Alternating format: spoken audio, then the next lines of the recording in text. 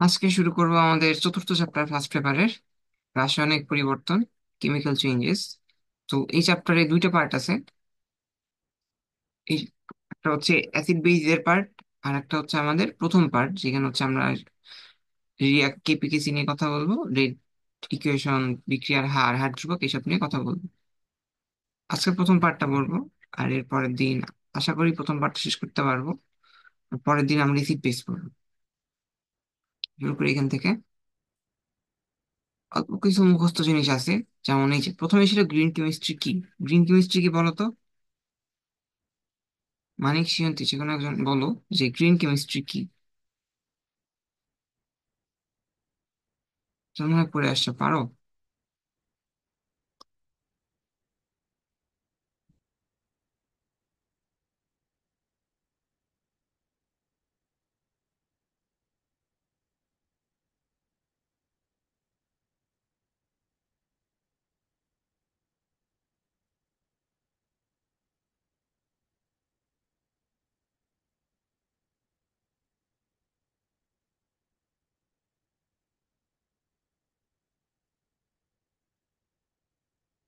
রসায়ন বিজ্ঞানের যে শাখায় বিক্রিয়ার ক্ষতিকর পদার্থের উৎপাদন ও ব্যবহার হ্রাসকরণ অথবা বন্ধ করে রাসায়নিক উপাদান ও প্রক্রিয়ার আবিষ্কার, ডিজাইন, টেকসই নিরাপদ প্রয়োগ পদ্ধতি নিয়ে আলোচনা করা হয় তাকে গ্রিন কেমিস্ট্রি বলে। হুম। তাহলে গ্রিন কেমিস্ট্রি ডেফিনিশন তো আসলে আসার চান্স নেই এখন আর।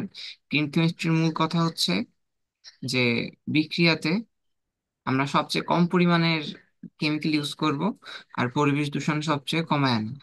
এটি মেইন টার্গেট গ্রিন কেমিস্ট্রি। আর এমন কেমিক্যাল ইউজ করব যেগুলো পরিবেশের জন্য কম ক্ষতিকর বা পরিবেশের জন্য নিরাপদ। এরকম নীতি হচ্ছে 12টা আছে। এই 12টা নীতি আসে যে কতগুলা নীতি আছে গ্রিন কেমিস্ট্রিতে। আর এই নীতিগুলোর নাম মুখস্থ করা লাগবে না। নীতিগুলোর নাম মুখস্থ করা লাগবে না, কিন্তু কখনো কখনো এমসিকিউতে আসতে পারে এরকম যে নিচের কোনটি গ্রিন কেমিস্ট্রির নীতি বা নীতি নয়। জাস্ট চিনতে পারলেই হবে। এখানে 12টা নামের মধ্যে 12টা নামের যে কোনো একটা চিনতে পারলেই হবে। তো তারা মুখস্থ করার কোনো প্রয়োজন নাই।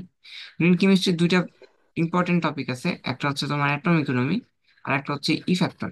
দুইটা অল্প করে দেখো কি। এ প্লাস বি থেকে ধরো, বা ধরো এ থেকে ধরো বি প্লাস সি তৈরি হইলো। হুম? এই যে একটা রিয়াকশন থেকে এ থেকে বি আর সি তৈরি হইলো, তোমরা বলো যে এ থেকে বি আর সি তৈরি হওয়ার পরে আমাদের কাঙ্ক্ষিত উৎপাদ কোনটা হবে, বি হবে না সি হবে? এ একটা কিছু ছিল যেখান থেকে বি আর সি তৈরি হইলো, এখান থেকে আমাদের দুইটা জিনিস পাইলাম প্রোডাক্টে, একটা বি একটা সি। কাঙ্ক্ষিত উৎপাদ কোনটা হবে? কাঙ্ক্ষিত উৎপাদ দুটার কোনটা হবে এটা যোগফল। আসলে বলে না দিলে পরে সম্ভব না জানা। কাঙ্ক্ষিত উৎপাদ কোনটা সেটা আমাদের না বলে দিলে জানা সম্ভব না। তাহলে আমরা ধরে নিলাম বি হচ্ছে আমাদের কাঙ্ক্ষিত উৎপাদ। আমাদের একটা বিক্রিয়ায়, যে কোনো বিক্রিয়াতে আসলে আমরা একটা প্রোডাক্ট পাই না, একের বেশি প্রোডাক্ট পাই। যেমন আমরা যদি গ্লুকোজের নিয়ে চিন্তা করি, যখন আমরা গ্লুকোজ তৈরি হয় কিভাবে হয়?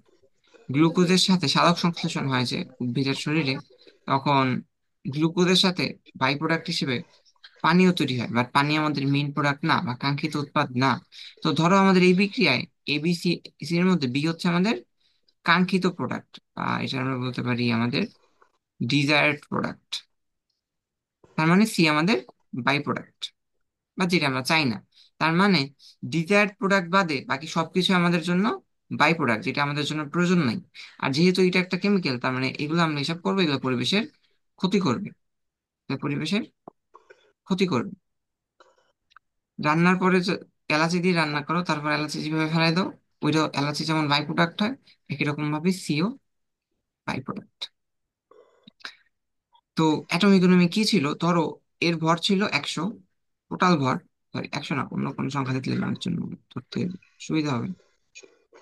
100 টাকা ধরো 150 দিয়ে দিই। এর ভর ছিল ধরো 150 গ্রাম।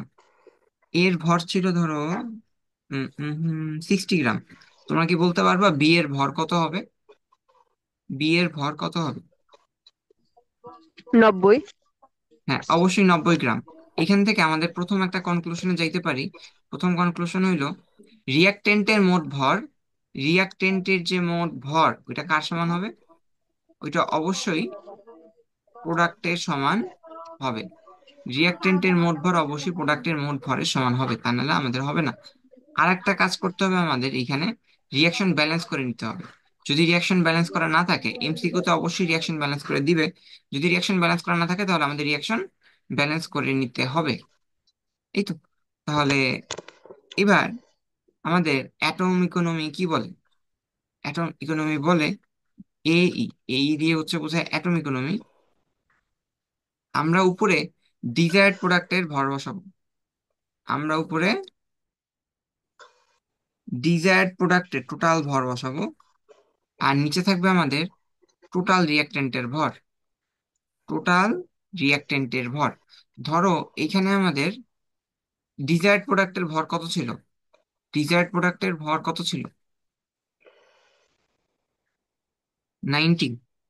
ডিজায়ার্ড প্রোডাক্টের ভর ছিল 90, আর টোটাল রিয়াক্টেন্টের ভর ছিল 150। তো এটারে আমরা পার্সেন্টেজে নিব, দেখো যে রেজাল্ট আসে। আমি 90/150 করি, 90/150। তোমাদের পরীক্ষায় এটা আসে হচ্ছে 0.6। 0.6কে আমরা কত পার্সেন্ট লিখতে পারি? 60%। 100 দিয়ে গুণ করে দিলাম, 0.6 100 দিয়ে গুণ করলে 60% লেখা যায়। তার মানে আমাদের এই বিক্রিয়ায় অ্যাটম ইকোনমি কত? 60%। এই বিক্রিয়ার এই মানে হচ্ছে অ্যাটম ইকোনমি 60%। তাহলে অ্যাটম ইকোনমির ডেফিনিশন কি বা কি বোঝায়?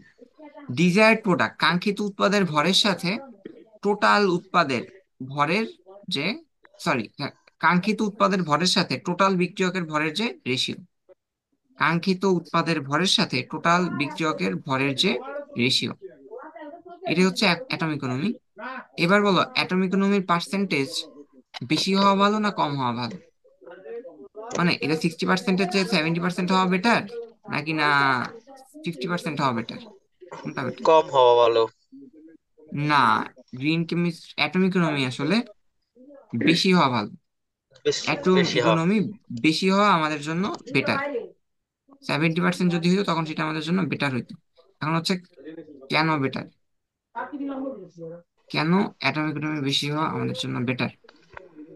বজ্র অ্যাটম, উৎপাদন কম হবে। হ্যাঁ এক্স্যাক্টলি এটাই। অ্যাটম ইকোনমির উপরে থাকে হচ্ছে আমাদের ডিজায়ার্ড জিনিস, মানে যেটা আমরা চাই। আর নিচে থাকে হচ্ছে টোটাল মাস। টোটাল ম্যাস, সব টোটাল ভর। এখন আমাদের যে কোনো বিক্রিয়া আমাদের টার্গেট থাকবে আমাদের কাঙ্ক্ষিত জিনিস বাড়ানো, ডিজায়ার্ড প্রোডাক্ট বানানো। ডিজায়ার্ড যত বাড়বে, খেয়াল করো এটার সাথে অ্যাটম ইকোনমির সাথে সমানুপাতিক, অ্যাটম ইকোনমি বাড়বে। এই তো। তাহলে আমরা বলতে পারি যে অ্যাটম ইকোনমি কখন বাড়লে পরে কি হবে? ডিজায়ার্ড প্রোডাক্ট বাড়বে, আর ওইটা আমাদের জন্য কি হবে? আমাদের জন্য বেটার হবে। ওইটা আমাদের জন্য বেটার হবে। এই তো, অ্যাটম। আর যদি অ্যাটম ইকোনমি কম হয়, তার মানে ডিজায়ার্ড কম, তার মানে ওইটা হচ্ছে খারাপ, ওটা হচ্ছে ব্যাড। পরবর্তী প্রশ্ন, আমরা নিচে যে ভাগ দিব এটা কি টোটাল মাস তো দিয়ে তো ভাগ দিব? এটা কি, এটা টোটাল ভরটা কার হবে যার ভর দিয়ে ভাগ দিব? টোটাল ভরটা কার হবে? উপরে তো আমরা উৎপাদে ডিজায়ার্ড প্রোডাক্ট, উপরে আমরা তো ভর উৎপাদের বসাই উপরে তো আমরা বসাই ডিজায়ার্ড প্রোডাক্টের ভর, উপরে বসাই ডিজায়ার্ড প্রোডাক্টের ভর। আর নিচে বসাবো টোটাল ভর, বা টোটাল ভরটা কার? রিয়াক্টেন্টের না প্রোডাক্টের? উৎপাদ বা বিক্রিয়ক দৌড়ার দৌড়ার তো সেম হবে। এ, হ্যাঁ এই তো একটা ভালো কথা বলছো। আমি একটু আগে ইচ্ছাকৃত এই কথাটা বলছি যে আগের এখানে বলছিলাম যে আমরা নিচে বসাবো কার ভর? টোটাল রিয়াক্টেন্টের ভর। কিন্তু আসলে কথা হচ্ছে এখানে আমরা টোটাল বিক্রিয়কের না ভর না বসে আমরা রিয়াক্টেন্টের ভরও বসাইতে পারি, প্রোডাক্টের ভরও বসাইতে পারি। কারণ এখানে আমরা এই বিক্রিয়া খেয়াল করি, এ ছিল আমাদের বিক্রিয়ক, এখানে টোটাল ভর কত? 150। টোটাল ভর 150। আবার বিক্রিয়ক প্রোডাক্টের টোটাল ভরও কত? 150। ভর কখনো ক্ষয় হয় না, মানে ভর কখনো উঠে যায় না।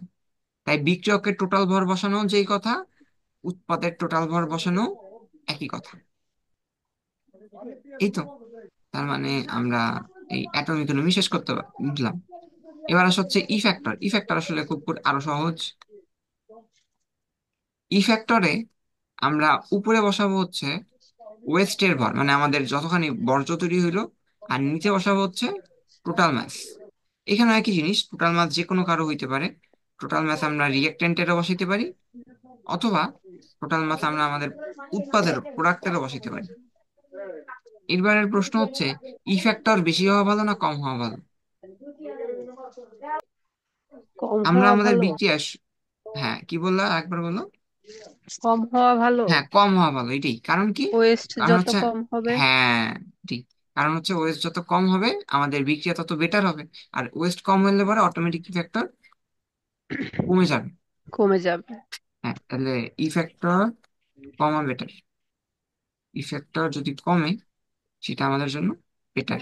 আর বেটার মিন্স হচ্ছে গ্রিনার পদ্ধতি, এটাই বেশি গ্রিনার। আমার প্রশ্ন, এই যে আমরা ম্যাথ করলাম একটা, ধরো এই যে সহজ সহজ ডাটা দিয়ে ম্যাথ করলাম, এই বিক্রিয়ার ই ফ্যাক্টর কি ক্যালকুলেট না করে বলিতে পারবে এখানে যা লেখা আছে তার মাধ্যমে? আমাদের এই বিক্রিয়ার রেজাল্ট কত ছিল? 60%। তো এই বিক্রিয়ার যে রেজাল্ট যদি 60% হয়, এই বিক্রিয়ার ই ফ্যাক্টর কত হবে? ই ফ্যাক্টর কত হবে এই বিক্রিয়ার?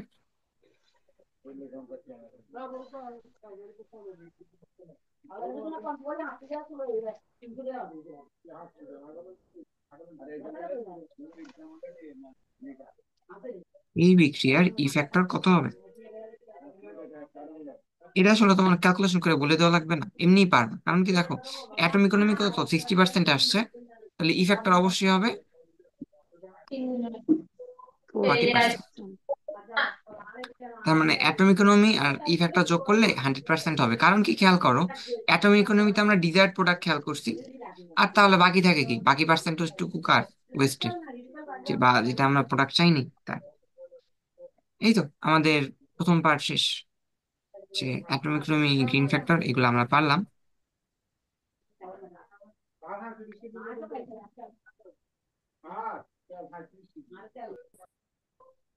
এই যে এবার আমরা এই প্রশ্ন উত্তর দেখো, এগুলা আসছে। এই যে সিইউ, তুমি সিইউ তে পরীক্ষা দিবে, গত বছরই সিইউ তে আসছে, গ্রিন কেমিস্ট্রির মূলনীতি কয়টি? 12টি। 12টি। গ্রিন কেমিস্ট্রির 12টি নীতির মধ্যে কোনটি সঠিক নয়? তার মানে হচ্ছে প্রাকৃতিক কেমিক্যাল পরিকল্পনা।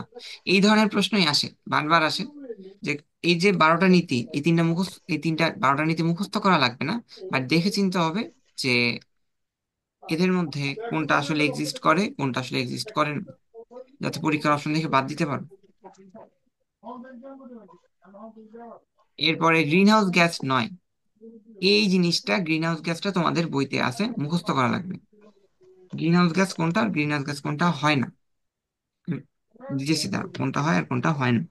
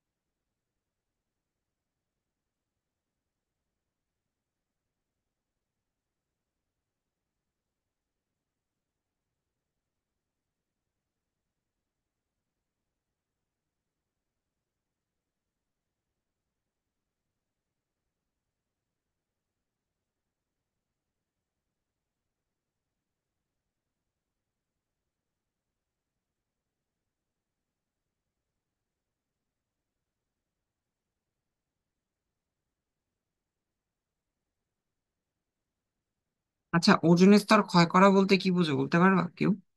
ওজোন স্তর ক্ষয় হয় এটার মানে কি? বা গ্রিন হাউস গ্যাস কেমনে কাজ করে? গ্রিন হাউস গ্যাস কি,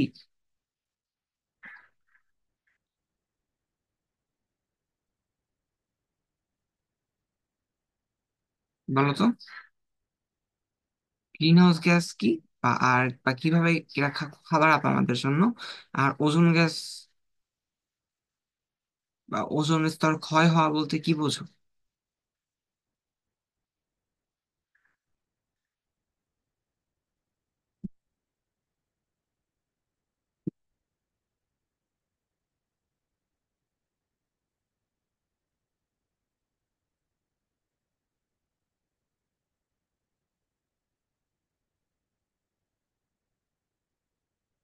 তাড়াতাড়ি বল।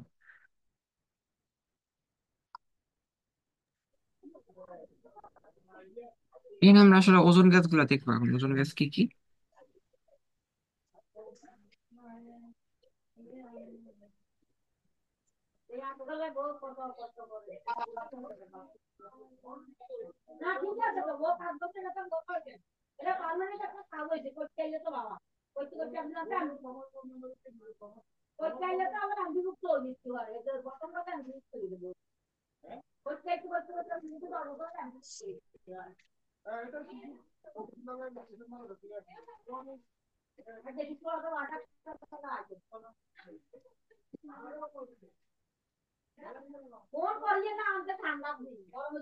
এই যে ছয়টা গ্যাস, এখানে আমি ছটা অ্যারো দিছি, এই যেটা এখন লিখি নেই।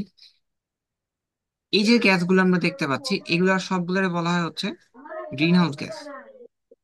এই সবগুলাকে বলা হয় গ্রিন হাউস গ্যাস। এই গ্রিন হাউস গ্যাসের নামগুলো মুখস্থ করা লাগবে। মুখস্থ করার কবিতা লিখে দিছি। ছি ছি ছি ওজন। এই যে প্রথম সি দিয়ে বোঝা হচ্ছে কার্বন ডাই অক্সাইড, পরের সি দিয়ে হচ্ছে CH4 মিথেন, পরের সি দিয়ে হচ্ছে CFC ক্লোরোফ্লোরোকার্বন, এই ও দিয়ে ওজোন গ্যাস, ন দিয়ে N2O। জ দিয়ে কি হবে বলতে পারবা কেউ? এই জ দিয়ে কি হবে?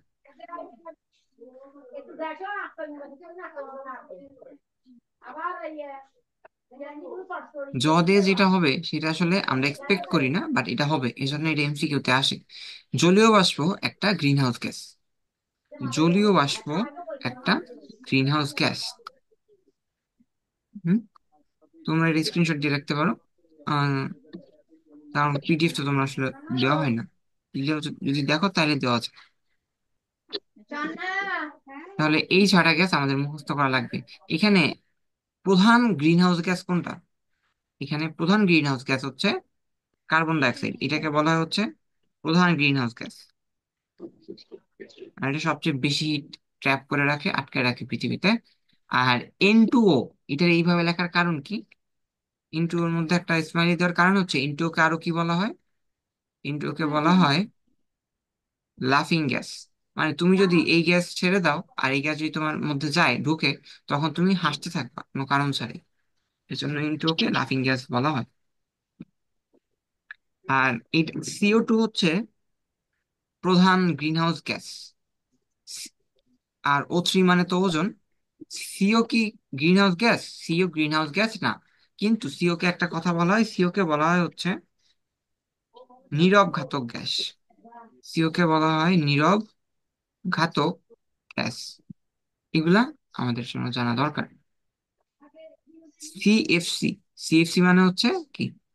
CFC এর মানে কি? এর মানে হচ্ছে ক্লোরো ফ্লোরোকার্বন। ক্লোরোফ্লোরোকার্বন। হ্যাঁ, ক্লোরোফ্লোরোকার্বন। তার মানে আমার এটার মধ্যে কি কি থাকবে? আমার এই কম্পাউন্ডের মধ্যে কি কি থাকবে? এটা হচ্ছে প্রথম কথা। কার্বন থাকবে, ফ্লোরিন থাকবে, আর কিছু থাকবে? কার্বন থাকবে, ফ্লোরিন থাকবে, আর কি থাকবে? ক্লোরিন। কার্বন। আর থাকবে কি? হাইড্রোজেন। কার্বন থাকবে, ফ্লোরিন থাকবে, হাইড্রোজেন থাকবে। ক্লোরিন থাকবে না? ক্লোরিন থাকবে। আচ্ছা, স্বর্ণা, শুভ, তোমরা রেকর্ড দেখলে পরের টুকু দেখে নিও। আমি তোমাদের এটা সহজ ভাবে দেখাই কেমন নামকরণ করা যায়।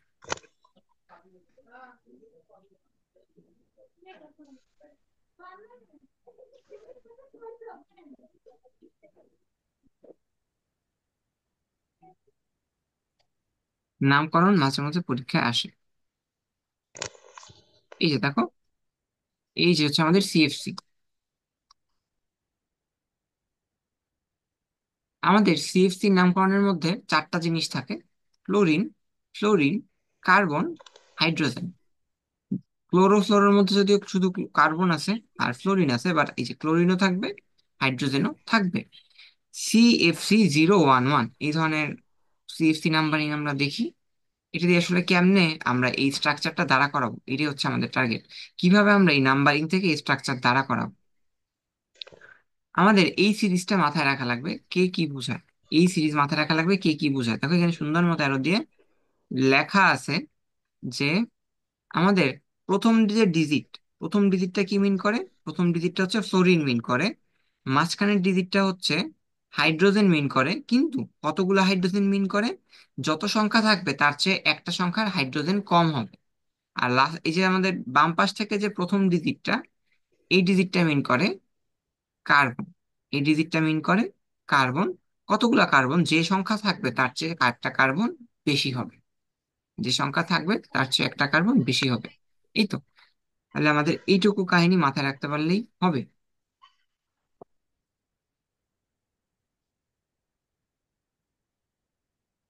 এইটুকু আশা করি দেখো তোমাদের মনে আছে। আমরা তাহলে একটা প্র্যাকটিস দিই, তারপরে দেখো প্র্যাকটিস করতে পারো কি।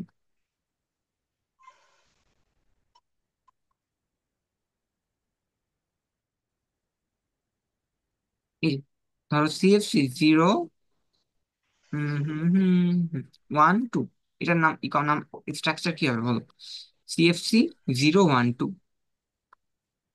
আমাদের প্রথম এই সংখ্যা দিয়ে কি মিন করবে? ক্লোরিন। পরের সংখ্যা দিয়ে কি মিন করবে? হাইড্রোজেন। লাস্টেরটা দিয়ে কি মিন করে? হ্যাঁ, পরেরটা হচ্ছে হাইড্রোজেন। আর লাস্টটা কি মিন করবে? কার্বন। Carbon, hydrogen, fluorine. এখন ফ্লোরিন কি হবে? ফ্লোরিন যেই ডিজিট ছিল ওই ডিজিটই হবে আমাদের ফ্লোরিন। হাইড্রোজেন কয়টা হবে? যে সংখ্যা ছিল, যে সংখ্যা ছিল হাইড্রোজেনকে ততগুলাই হবে। হাইড্রোজেন কতগুলো হবে? যে সংখ্যা ছিল ওইগুলাই, নাকি তার চেয়ে একটা কম হবে হাইড্রোজেন? আর কার্বন কয়টা হবে? যত ডিজিট ছিল তার চেয়ে একটা বেশি হবে। এই হচ্ছে আমাদের স্ট্রাকচার। এবার তোমরা আমার তাড়াতাড়ি স্ট্রাকচার বলো যে কি হবে, মানে সংকেতটা কি হবে সিএফসি যদি 012 হয়।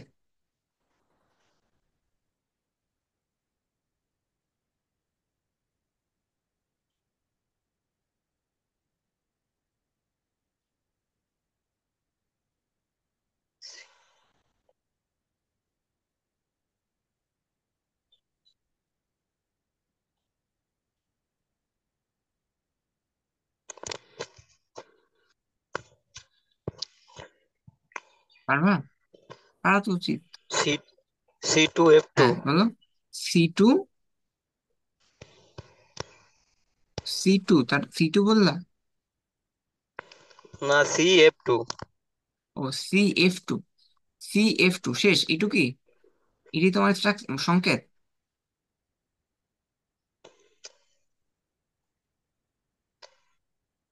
এটাই কি তোমার সংকেত CF2? যদি এটা সংকেত বলে থাকো তাহলে আসলে ভুল। দেখো কেন ভুল। এখানে আমরা কার্বনের এইভাবে রাখবো। কার্বনের হাত কয়টা হয়? চারটা। কার্বনের হাত হয় চারটা। কার্বনের চারটা হাত। এখানে আমরা দেখতেছি আমাদের এই আলোচনা থেকে ফ্লোরিন কয়টা হবে? ফ্লোরিন হবে দুইটা। দুইটা। কার্বন কয়টা হবে? কার্বন হবে একটা। হাইড্রোজেন হবে কয়টা?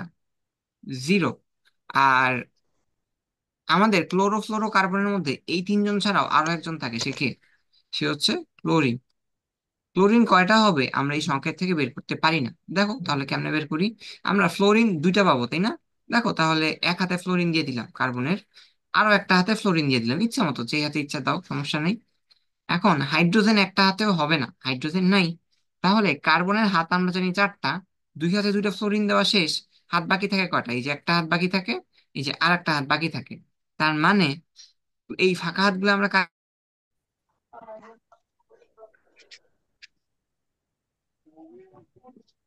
আমরা এই ফাঁকা হাতগুলায় বসাবো ক্লোরিনকে।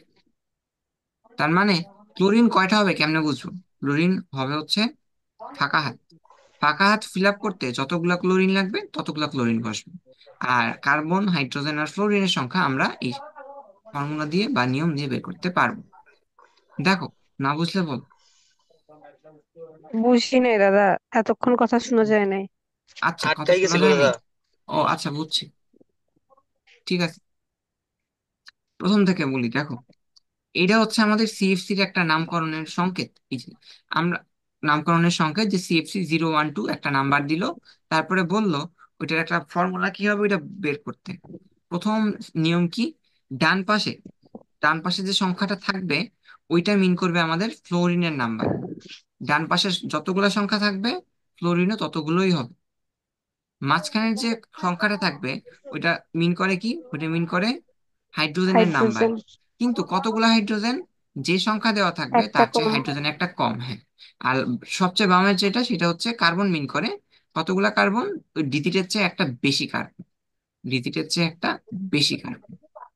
এই তো। এখন এটা গেল। এখন আমাদের 012, তার মানে আমরা দেখতেছি এই যে সংখ্যা থেকে ফ্লোরিন হবে দুইটা, কার্বন হবে কয়টা, ওয়ান মাইনাস, সরি, হাইড্রোজেন হবে কয়টা, 1 - 1, 0। আর কার্বন হবে কয়টা, কার্বন হবে একটা। আর আমরা জানি সিএফসি তে কে কে থাকে, চারজন থাকে, ফ্লোরিন, কার্বন, হাইড্রোজেন, আর একজন থাকে ক্লোরিন। ক্লোরিন।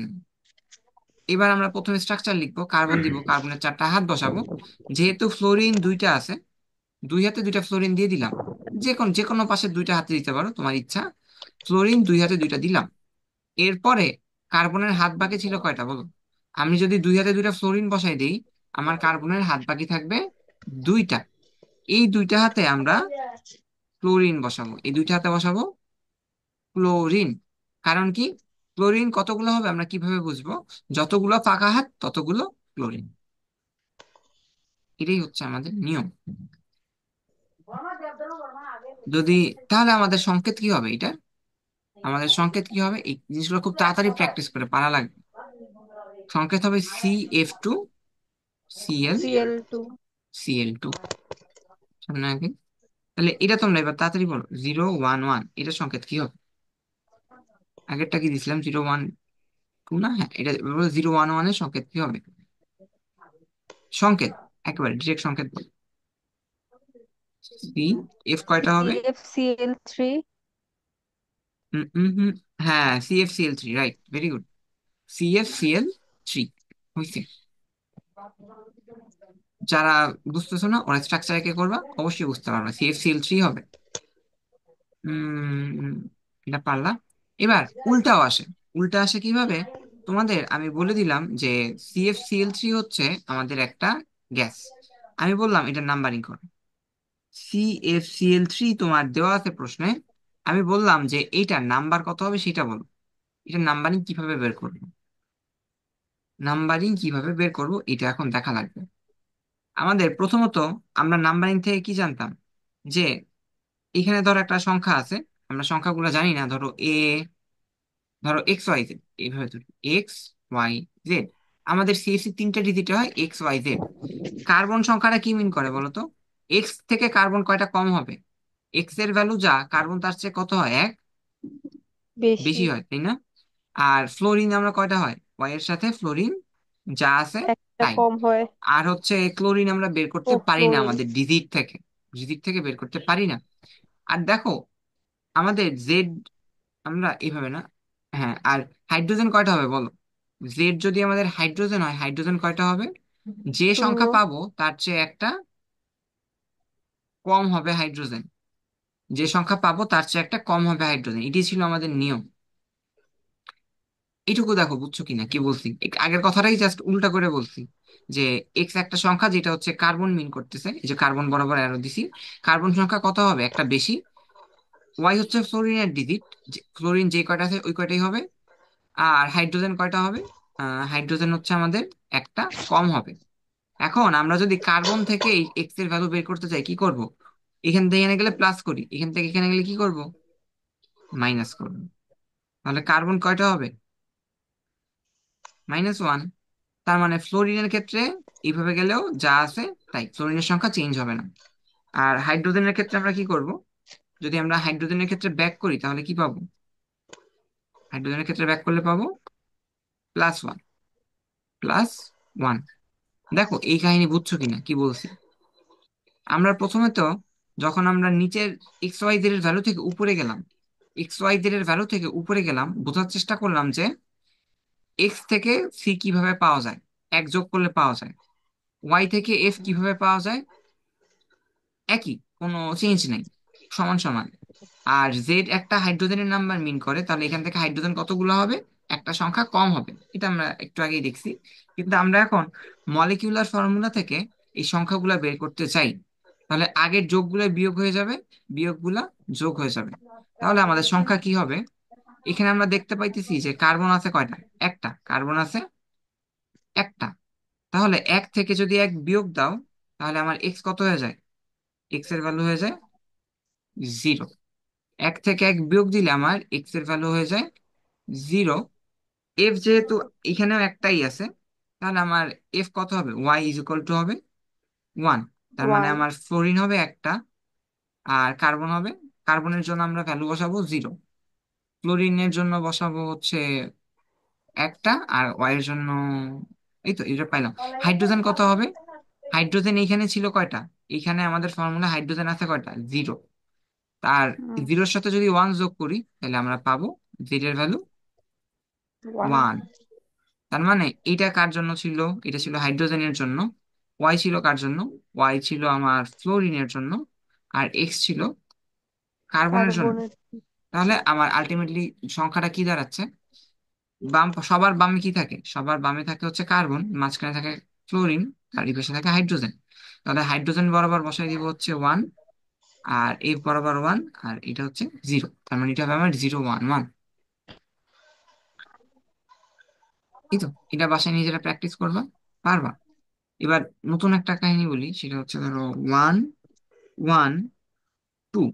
এটা কিভাবে করবা? CFC 1 1 2, এখান থেকে স্ট্রাকচার রাখতে বললাম বা ফর্মুলা লিখতে বললাম, কিভাবে করবা? প্রথমত এটা মিন করে আমাদের কি, ডান পাশেরটা কি মিন করে? ডান পাশের সংখ্যাটা কি মিন করে?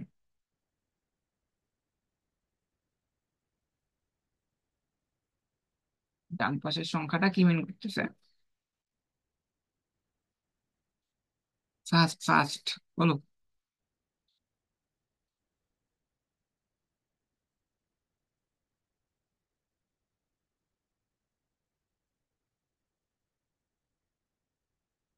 শুভ, স্বর্ণা। আচ্ছা, নেট চলে গেছিল, ঝামেলা করতেছিল। হুম, কথা শোনা যায় নাই হয়তো। আমি বলছি, এই যে একটা নাম্বারিং করছি, এই যে যে নাম্বারিং, এখানে 2 কি মিন করে? ফ্লোরিন মিন করে। ক্লোরিন। হ্যাঁ, 2 হচ্ছে ফ্লোরিন,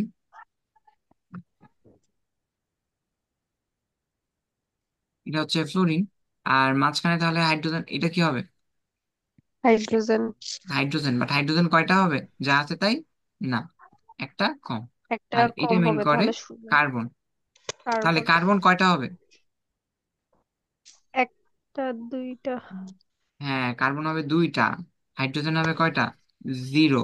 ফ্লোরিন হবে 0। কয়টা? 2টা। দুইটা। তাহলে আমাদের সংকেত কি হবে?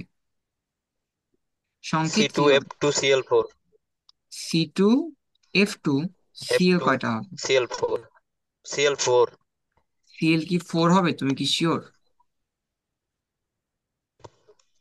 হ্যাঁ। শিওর? আচ্ছা দেখো, এইবার ও যে Cl4 বললো, এখন দেখি আমরা ওটা ঠিক আছে কিনা। আমরা যদি এরকম পাই কার্বন 2টা, তাহলে সবচেয়ে সহজ হয় আমরা স্ট্রাকচার রাখবো। দেখো, এই যে কার্বন যেহেতু 2টা, প্রথমে একটা কার্বন দিলাম, 2টা কার্বন দিলাম, ওদের মাঝখানে একটা বন্ড 4ই দিলাম। হবে। 4ই হবে, হ্যাঁ। আমরা জাস্ট শিওর হওয়ার জন্য, যদি কেউ না বুঝে একবারে তাইলে। তারপরে আমরা প্রত্যেকটা কার্বনে 4টা করে হাত দিব। এই যে 4টা করে হাত দেওয়া শেষ। 2টা কার্বন ছিল তাই 2টা কার্বন দিলাম, ওদের 4টা করে হাত দিলাম। এরপরে ফ্লোরিন ছিল 2টা, যে কোনো 2টা জায়গায় ফ্লোরিন বসাই দিই। ধর এখানে ফ্লোরিন দিলাম, এখানে ফ্লোরিন দিলাম, শেষ। বাকি হাত থাকা থাকে কয়টা? একটা, দুইটা, 4টা। তিনটা, 4টা। এই তো, তার মানে ফ্লোরিন হবে 4টা। তার মানে আমাদের এই মানিকে ক্লোরিন হবে 4টা, এই সবগুলো জায়গায় ক্লোরিন বসবে। মানিকের কথা ঠিক আছে। এটি হচ্ছে আমাদের মলিকুলার ফর্মুলা। এই তো, এর বেশি টাইপ আসা সম্ভব না, এই 2 3 টাইপই আছে। এই নাম্বারিং থেকে নাম্বারিং আশা করি পারবা। এই যে দেখো এখানে আসছে সিএফসি কত 13, সিএফসি 13 এর সংকেত, ফ্রিয়ন 12 এর সংকেত। এই যে একই জিনিস, ফ্রিয়ন বলো সিএফসি বলো একই ভাবে। আর এই যে তোমার প্রশ্ন 4 নাম্বার, এটাও খেয়াল করো। ওজোন স্তর ক্ষয়কারী নয় কোনটি? ওজোন স্তর ক্ষয়কারী নয় কোনটি? SO2, SO4 sulphate. কারণ বাকিগুলো আমরা এই কবিতার মধ্যেই পাইছি, যে বাকিগুলো আমাদের কবিতার মধ্যে ছিল। কবিতা বা কবিতা, এই যে এই কবিতাটা আসলে মুখস্থ করো, কারণ গিনাস থেকে মাঝে মধ্যেই প্রশ্ন আসে।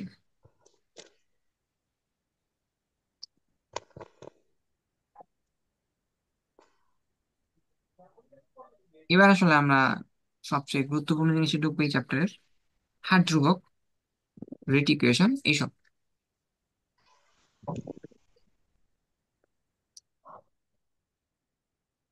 হুম।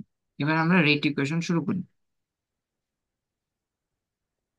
রেট ইকুয়েশন, আগে আমারে বলো রেট ইকুয়েশন বলার আগে আগে রেট কি তাই বলো। রেট ইকুয়েশন বলার আগে বিক্রিয়ার হার বলতে কি বোঝো? বিক্রিয়ার হার বলতে কি বোঝো?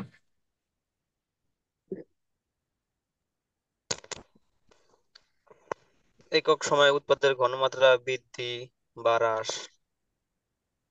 আরেকটু বাকি আছে। ঠিক বলছো, আরেকটু বাকি আছে।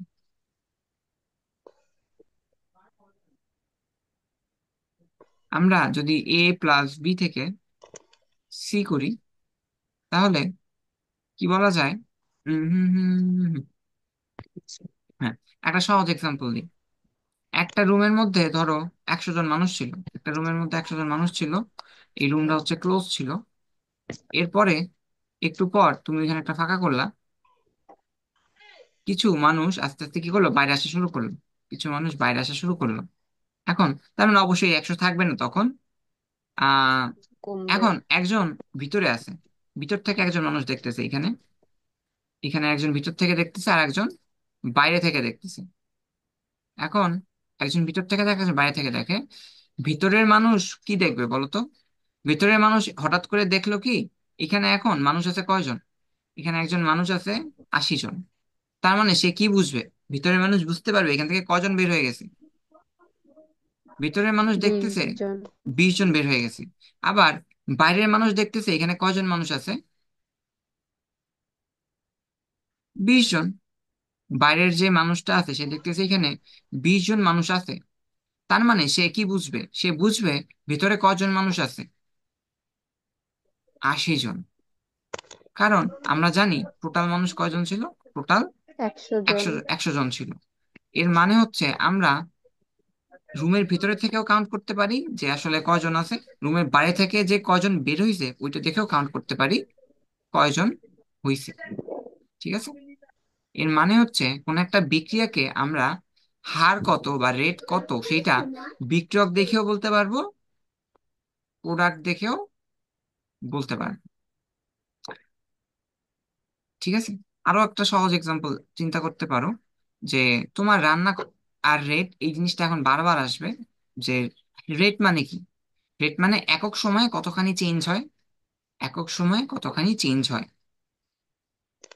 তুমি আলু ভাজতে গেছো, আলু যত বেশি লাল লাল হবে তুমি বুঝবা যে তোমার আলু ভাজা হয়ে গেছে। আর কিছু আলু দেখবা কাঁচা কাঁচা হলুদ হলুদ থাকবে। তার মানে লাল আলু যত বেশি হবে তোমার প্রোডাক্ট তত বেশি হবে। তার মানে তুমি প্রোডাক্ট ওইটা দেখেও বুঝতে পারো তোমার রান্না কতখানি হয়েছে।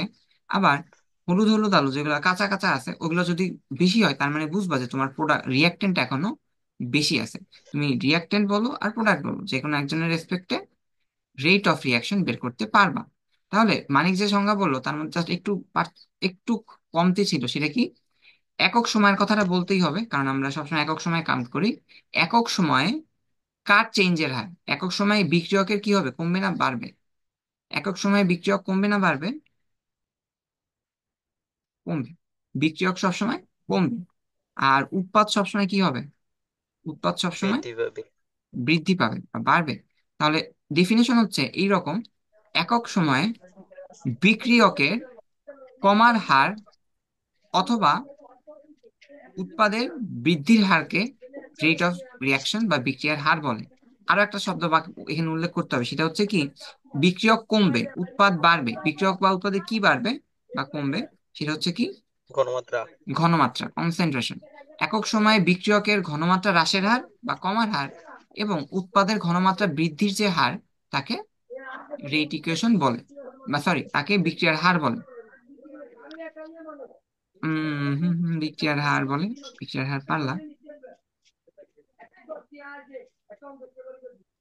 এবার আসো রেট ইকুয়েশন। ও, আরেকটা জিনিস, গ্রাফ দেখায় একটা। বিক্রিয়ার হারকে তো আমরা আর দিয়ে প্রকাশ করি, আর এর সাথে টি এর সম্পর্ক কেমন হবে? এইরকম হবে, না আর এর সাথে টি এর সম্পর্ক কিরকম হবে? এইরকম হবে? কোনটা হবে বলো তো? গ্রাফ কোনটা সঠিক? 1 নাম্বার গ্রাফটা সঠিক, না 2 নাম্বার গ্রাফটা সঠিক? এখানেও আর এখানে টি। সময়ের সাথে সাথে বিক্রিয়ার হার কমবে নাকি সময়ের সাথে সাথে বিক্রিয়ার হার বাড়বে? বাড়বে। সময়ের সাথে সাথে বিক্রিয়ার হার বাড়বে। দুইটাই হইতে পারে। আসলে কি জানো, এখানে দুইটা গ্রাফই সঠিক। কেন সঠিক বলি। এই যে যে গ্রাফটা, প্রথম গ্রাফটা, এটা হচ্ছে কার রেসপেক্টে? রিয়াক্টেন্ট বা বিক্রিয়কের রেসপেক্টে। দেখো আমি যেগুলো একটু ইংলিশে লিখতে গিয়ে একটু খেয়াল করে বোঝার, না বুঝলে বললো। রিয়াক্টেন্টের সাপেক্ষে হচ্ছে কি, দেখো বিক্রিয়ক আস্তে আস্তে কি হয় সময়ের সাথে সাথে, বিক্রিয়ক সময়ের সাথে সাথে কমতে থাকে। এজন্য এটা হচ্ছে বিক্রিয়ার হারেরই গ্রাফ, কিন্তু কার সাপেক্ষে? আমাদের বিক্রিয়কের সাপেক্ষে। কারণ ওই যে আমরা দেখলাম যে আস্তে আস্তে বিক্রিয়ক কমতে থাকবে, তাহলে তো প্রোডাক্ট বানাইতে পারবো না। একটা বিক্রিয়ার সময় যখন শূন্য ছিল, তখন আমাদের প্রোডাক্ট কত ছিল বলতে পারবা? একটা বিক্রিয়ার সময় যখন শূন্য ছিল তখন প্রোডাক্ট কত ছিল? প্রোডাক্ট তো শূন্য হবে। প্রোডাক্ট আরেকবার বলো শুনি। প্রোডাক্ট কি শূন্য হবে? শূন্য না। হবে, রাইট। হ্যাঁ, শূন্যই হবে, হ্যাঁ। প্রোডাক্ট শূন্যই হবে তখন। খুবই স্বাভাবিক, কারণ কোনো রিয়াকশনই হয় নাই। প্রোডাক্ট শূন্য হবে। এজন্য দেখো এই গ্রাফটা আমরা শূন্য থেকে শুরু করছি। শূন্য থেকে শুরু করে প্রোডাক্ট আস্তে আস্তে কি হয়? প্রোডাক্ট আস্তে আস্তে প্রোডাক্ট বাড়তেছে, বাড়তে বিক্রিও থাকে। বাড়তেছে। এজন্য এই গ্রাফটা হচ্ছে আমাদের প্রোডাক্টের রেসপেক্টে। প্রোডাক্টের রেসপেক্টে তাহলে আমাদের দুইটা গ্রাফই সত্যি। এই দুইটা গ্রাফ আমরা একবারে কম্বাইন করে এইভাবে দেখাইতে পারি যে এই এইভাবে প্রোডাক্ট এটা দেখানো হয়। এইভাবে একটা টান দেয়, তারপরে এইভাবে একটা টান দেয়, তারপরে আমরা কি লিখি? এটা হচ্ছে লিখে দিব প্রোডাক্ট, আর এখানে লিখে দিব আর, এখানে থাকবে আর, এখানে থাকবে টি।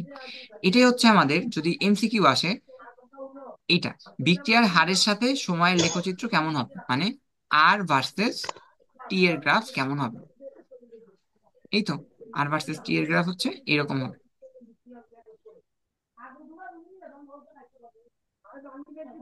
নতুন জিনিস দেখো। হুম, এবার আমরা আস্তে আস্তে রেট ইকুয়েশনের দিকে আগাবো। বিক্রিয়া পড়ানো শেষ, হার পড়ানো শেষ। এবার হচ্ছে দেখবো রেট ইকুয়েশন। রেট ইকুয়েশন মানে হচ্ছে বিক্রিয়ার হারের সমীকরণ। A B T is equal to 0, এটা ধরো ছিল 10, এটা ছিল 0। টি ইজ ইকুয়াল টু যদি আমার টি ইজ ইকুয়াল টু 0 হইলে, টি ইজ ইকুয়াল টু যদি আমার 2 হয়, এটা ধরো আছে 8, এটা আছে এখন কত, 2। আর কত হবে বলো? এটা কি কেউ বলতে পারবা? এখানে আমি কি বলছি, যখন আমার সময় 0 ছিল, এ ছিল 10, বি ছিল 0। আর যখন আমার সময় 2 সেকেন্ড হইলো, এ হইলো 8, বি হইলো কত, 2। এখন আমারে বলো এই বিক্রিয়ার রেট কত হবে? কেমনে বের করবো? এই বিক্রিয়ার রেট কত হবে কিভাবে বের করবো?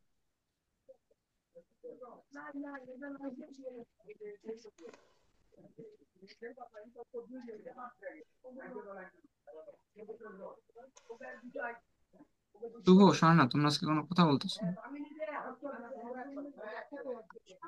স্বর্ণা যদি মেসেজ দাও, স্বর্ণা কথা বলে না। রেট কেমনে বের করবো তাড়াতাড়ি বলো, অনেক পড়া বাকি। পারবে না বলবো? বলে দিন। আচ্ছা বলি, দেখো রেটের আমরা জানি কি, রেটের ডেফিনেশন কি দিছিলাম বলো তো? হানিক বলতে পারছে, শিয়ন্তি বলো। এইটা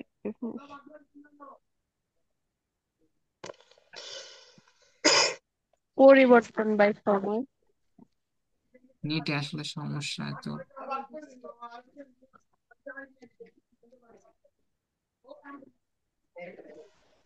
আমরা প্রথমত রিয়াক্টেন্টের সাপেক্ষে চিন্তা করি। রিয়াক্টেন্টের সাপেক্ষে চিন্তা করি আর বের কিভাবে করা যায়। আমাদের আগে ছিল কত? ও, আগে 10। সূত্র লিখি, দেখো। আর এর সূত্র না, সহজ, খুবই সহজ। আমরা লিখবো ডেল সি বাই, কি হবে? ডেল্টি। হ্যাঁ, del C by del T. Del C by del T. আমাদের তার মানে ডেল সি মানে কি? আগে ছিল কত? আগে ছিল হচ্ছে আমাদের ডেল সি বাই ঘনমাত্রার ডেল টি মানে হচ্ছে পরিবর্তন। ঘনমাত্রার পরিবর্তন, অবশ্যই, বাট এটা কোন পরিবর্তন মানে কি? আচ্ছা, পরিবর্তনের মানে কি? এটা কি ফাইনাল মাইনাস ইনিশিয়াল। ইনিশিয়াল, তাই না? ফাইনাল মাইনাস হ্যাঁ। ইনিশিয়াল, তার মানে আমরা বলতে পারি C F minus C I. I. C F minus C I, নিচে থাকবে কি? T F delta. Minus T I. যদি তাই করি তাহলে এখানে আমাদের রিয়াক্টেন্টের রেসপেক্টে চিন্তা করতেছি। প্রথম আমাদের ফাইনাল কত ছিল? 8। আমাদের ফাইনাল ছিল 8, ইনিশিয়াল ছিল 10। সময় ফাইনালি হচ্ছে 2 আর ইনিশিয়ালি ছিল 0। তাহলে আমার রেজাল্ট কত আসে? রেজাল্ট আসে কত? 8। -1, তাই না? রেজাল্ট -1 আসে না? কেমনে? এখন এখন রেজাল্ট -1 আসলো। এবার প্রোডাক্টের সাপেক্ষে চিন্তা করো। প্রোডাক্টের সাপেক্ষে যদি একই জিনিস চিন্তা করো, আমাদের সূত্র সেম, যে আর ইকুয়াল টু কি হবে, সূত্র সেম। প্রোডাক্টের সাপেক্ষে চিন্তা করলে আমাদের +1। প্রথমত কত ছিল? প্রোডাক্ট 2, লাস্টে ছিল 0। একই আসবে, যে 2 - 0 / 2 - 0, তার মানে এখানে কত আসে? +1। এখানে আসে +1। তার মানে এই জিনিসটা আমরা এখন নতুন করে দেখি, যে এখানে 10 আর মাইনাস 8 ইজ ইকুয়াল হবে। টু -1 আসে যদি আমরা রিয়াক্টেন্ট দিয়ে চিন্তা করি। আর ইজ ইকুয়াল টু +1 আসে যদি আমরা প্রোডাক্ট দিয়ে চিন্তা করি। তাহলে ভুল হইলো কেন এখানে, বলো তো? রেট তো কখনো মাইনাস হওয়া সম্ভব না। তাহলে এখানে কি করা যাবে?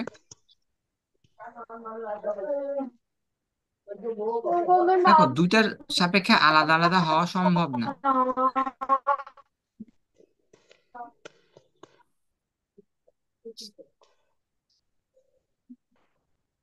এজন্য আমরা কি করব? এই রিয়াক্টেন্টের সাপেক্ষে যখন রেট বের করব তখন এখানে একটা মাইনাস বসাই দিব, তখন এখানে একটা মাইনাস বসাই দিব। তখন আমাদের এইখানে একটা মাইনাস থাকবে, তখন আমাদের এইখানেও একটা মাইনাস থাকবে, তখন এটা প্লাস হয়ে যাবে। এই তো, তখন এটা প্লাস হয়ে যাবে। এই তো। তার মানে তাহলে আমাদের আলটিমেটলি কি দাঁড়াইলো? আর ইজ ইকুয়াল টু কি লেখা যায়? Minus del C by del T, যদি আমরা কার সাপেক্ষে করি? রিয়াক্টেন্টের সাপেক্ষে করি। আর প্রোডাক্টের সাপেক্ষে করলে আমাদের যা আছে তাই, del C by del T, এটাই হবে। এইবার তোমরা আমারে বলো, এই যে যে রেটটা আমরা বের করলাম, এই যে আমরা রেট বের করছি, এটা কেমন রেট? আমাদের রেট দুই ধরনের হয়। আমাদের রেট দুই ধরনের হয়, বুঝছো? রেট দুই ধরনের। একটা হচ্ছে আমাদের এভারেজ রেট, আর একটা হচ্ছে ইনস্ট্যান্টেনিয়াস রেট। ইনস্ট্যান্টেনিয়াস রেট, এটার মানে হচ্ছে তাৎক্ষণিক। আমাদের রেট দুই ধরনের, একটা হচ্ছে এভারেজ রেট আর একটা হচ্ছে তাৎক্ষণিক রেট। এভারেজ রেট মানে কি? তুমি একটা বিক্রিয়া শুরু করছো, 10 মিনিট পর এসে খেয়াল করলা যে তোমার বিক্রিয়ার অবস্থা কি। আর ইনস্ট্যান্টেনিয়াস রেট মানে হচ্ছে এই মুহূর্তে তোমার রেট কেমন। হুম? এই মুহূর্তে তোমার রেট কেমন। আরো সহজ ভাবে বলতে গেলে, ক্রিকেট খেলায় 20 ওভার পর তুমি একটা রান রেট দেখতে পাও। 20 ওভার পর একটা রান রেট দেখতে পাও, ধরো হচ্ছে 7.0, তার মানে প্রত্যেক ওভারে 7 রান নিছে। কিন্তু এটা দিয়ে বোঝা যায় না তুমি 15তম ওভারে কত রান নিছো। 15তম ওভারে কত রান নিছো এটা থেকে বোঝা যায় না। হইতে পারে 15তম ওভারে তুমি 10 রান নিছো বা 20 রান নিছো। আবার এমন হইতে পারে 5 নম্বর ওভারে তুমি 1 রান নিছো বা 2 রান নিছো। তার মানে এই যে আমরা একটা খেলা শেষ হওয়ার পরে যে রান রেটটা দেখতে পাই, এটা হচ্ছে আমাদের এভারেজ রান রেট। আর কোন অ্যাভারেজ, একটা পার্টিকুলার ওভারে আমরা যে রান রেটটা দেখতে পাই ওইটা কি আমাদের ইনস্ট্যান্ট। ইনস্ট্যান্টেনিয়াস বা তাৎক্ষণিক রান রেট। তার মানে এবারে জিনিসটা কখনই আমাদের একটা কমন আইডিয়া দেয়, বাট একটা এক্সাক্ট পয়েন্টে কেমন আইডিয়া দরকার সেটা আমরা পাই না। তাহলে ইনস্ট্যান্টেনিয়াসটা কিভাবে পাওয়া যায়? এই যে ক্ষুদ্র ক্ষুদ্র যে কোনো কিছু, তার মানে আমি 5 মিনিট পর একটা রিয়াকশনের কতখানি চেঞ্জ এটা হিসাব করতে চাই না, আমি চাই এই সেকেন্ডে আমার কতটুকু চেঞ্জ হয়েছে, কোন একটা বিক্রিয়া এই মুহূর্তে কতটুকু চেঞ্জ হয়েছে। এই ছোট ছোট চেঞ্জের জন্য আমাদের এই যে ম্যাথের যে টার্মটা দরকার সেটা কি?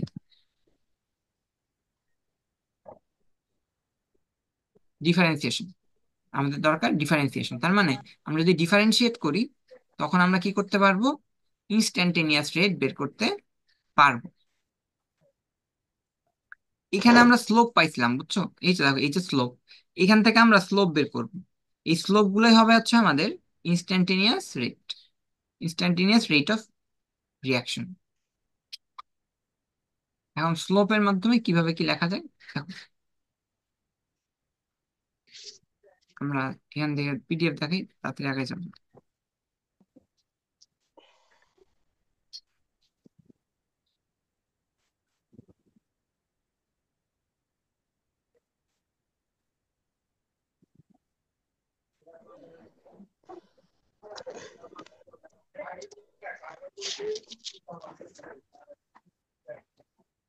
এই যে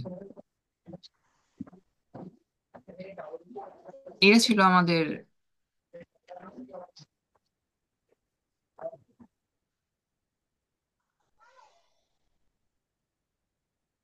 আচ্ছা, আমার স্ক্রিনে আসছে না পিডিএফ? ও না, আসে নাই। না। আসে নাই, আসে নাই, হ্যাঁ। এই যে দেখো, নতুন একটা পিডিএফ আসছে। এইখানে আমার একটা ইকুয়েশন দেখা যায়। এই যে, এই হচ্ছে ইকুয়েশন। এটা হচ্ছে আমাদের কি মূল সংখ্যা, যে এ কয় মোল বি কয় মোল সেইটা। এ কয় মোল আছে, এ মোল, বি আছে বি মোল, সি সি মোল, ডি ডি মোল। এখন আমরা এখান থেকে রেট অফ ইকুয়েশন লেখার চেষ্টা করব। রেট অফ ইকুয়েশন লেখার চেষ্টা করব, কিভাবে লিখি দেখো। প্রথমত আমাদের বিক্রিয়কের সাপেক্ষে কি, এটা কি বিক্রিয়কের সাপেক্ষে, এইটাও বিক্রিয়কের সাপেক্ষে।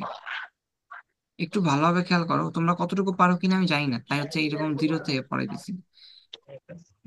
এখানে মাইনাস কেন দিলাম? এখানে মাইনাস কেন দিলাম বলো? পরের দুইটা মাইনাস নাই, এখানে মাইনাস কেন আসলো? এখানে মাইনাস আসে না একটা আগে বুঝলে? মাইনাস আরেকবার বলো, বুঝিনি। প্রথমে যে সময় দেখছিলাম ওই ওই সময় যে মাইনাস আসছে, ওই মাইনাসটা দূর করার জন্য। যেহেতু এখানে রিয়াক্ট্যান্ট নিয়ে কাজ করা হইতেছে আর রিয়াক্ট্যান্ট সময়ের সাথে সাথে কমে যায়, তাই এখানে আমরা একটা মাইনাস দিলাম। হুম? তাহলে মাইনাস ডিডিটি অফ এ, দেখো এতটুকু বোঝা যায় কিনা। মাইনাস ডিডিটি অফ এ কি মিন করে বলো তো?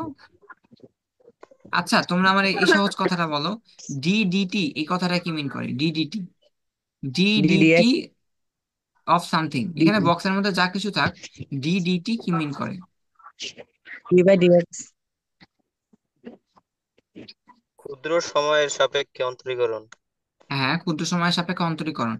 সহজভাবে বললে একটা ক্ষুদ্র সময়ের সাপেক্ষে কতটুকু চেঞ্জ হয়েছে, একটা ক্ষুদ্র সময়ের সাপেক্ষে কতটুকু চেঞ্জ হয়, ওইটাই আমার ডিডিটি। একটা ক্ষুদ্র সময়ের সাপেক্ষে কতটুকু চেঞ্জ হয় ওইটাই আমার ডিডিটি। ধরো আমি ডিডিটি দিয়ে বললাম ডিডিটি একটা মানুষ, তার মানে কি বুঝাবে? যে এই মানুষটার কতটুকু চেঞ্জ হয়েছে একটা ক্ষুদ্র সময়। আমি আগে একটা মাইনাস বসাই দিলাম, তার মানে কি বুঝায়? ওর নেগেটিভ চেঞ্জ হবে, নেগেটিভ চেঞ্জ হবে। আর প্লাস বসালে পজিটিভ চেঞ্জ হবে। আর এখানে আমরা ডিডিটি অফ এ দেখলাম। ডিডিটি অফ এ মিন কি, এ কি মিন করবে? ডিডিটি অফ এ কি মিন করবে? ডিডিটি অফ এ মিন করবে যে আমাদের এ এর ঘনমাত্রা কতখানি চেঞ্জ হইলো। থার্ড ব্র্যাকেটের মধ্যে লেখার মানে কি, যে ঘনমাত্রা কতখানি চেঞ্জ হইলো। আর ডিডিটি মানে কি, কতটুকু ক্ষুদ্র সময়ের সাপেক্ষে। আর মাইনাস কেন দিলাম? মাইনাস দিলাম কারণ হচ্ছে আমাদের এগুলা হচ্ছে বিক্রিয়ক, বিক্রিয়কের সাপেক্ষে চিন্তা করলে মাইনাস দিতে হবে। এরপরে হচ্ছে আসে আরেকটা গুরুত্বপূর্ণ জিনিস, আমাদের মোল সংখ্যাটা ভাগ হয়ে যাবে, বুঝছো? 1/a, আমাদের মোল সংখ্যাটা ভাগ হয়ে যাবে। এই জন্য আমরা এটারে এইভাবে ভাগ দিলাম যে 1/a। আর বি এর ক্ষেত্রে সেম জিনিস। এখন আশা করি বুঝতে সমস্যা নেই। আর সি এর ক্ষেত্রে কি হবে, এইগুলা সি আর ডি এর ক্ষেত্রে একই জিনিস, জাস্ট এখানে প্লাস হবে। এই তো, এই ছিল আমাদের, এটারে বলে রেট অফ রিয়াকশন থেকে আমাদের রেট ইকুয়েশন কিভাবে বের করে সেইটা। এটা হচ্ছে আমাদের হার সমীকরণ বিক্রিয়ার। এবার আমি তোমাদের একটা করতে দিই, এটা আশা করি পারবা, এগুলো খুব সহজ সহজ জিনিস।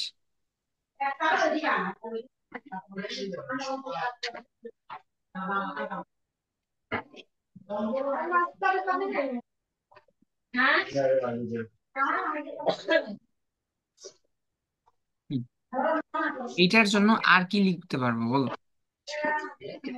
এইটার জন্য আর কি হবে? আর মানে কি, বিক্রিয়ার হার সমীকরণ কি হবে? প্রথমে আমরা এইভাবে লিখতে পারি, minus D DT of A, minus D D T of A, এটা লিখতে পারি অবশ্যই। এটা তো কেন লেখা যায় জানো,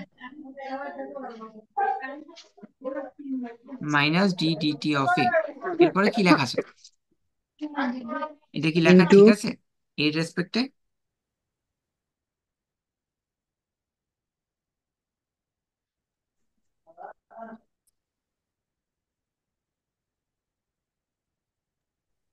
আছে। কি হবে? ঠিক না থাকলে কি ঠিক হবে?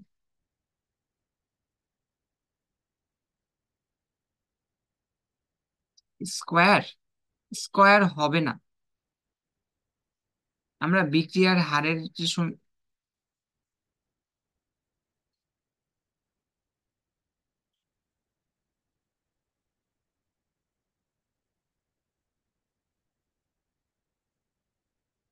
এটা হবে 1/11টা,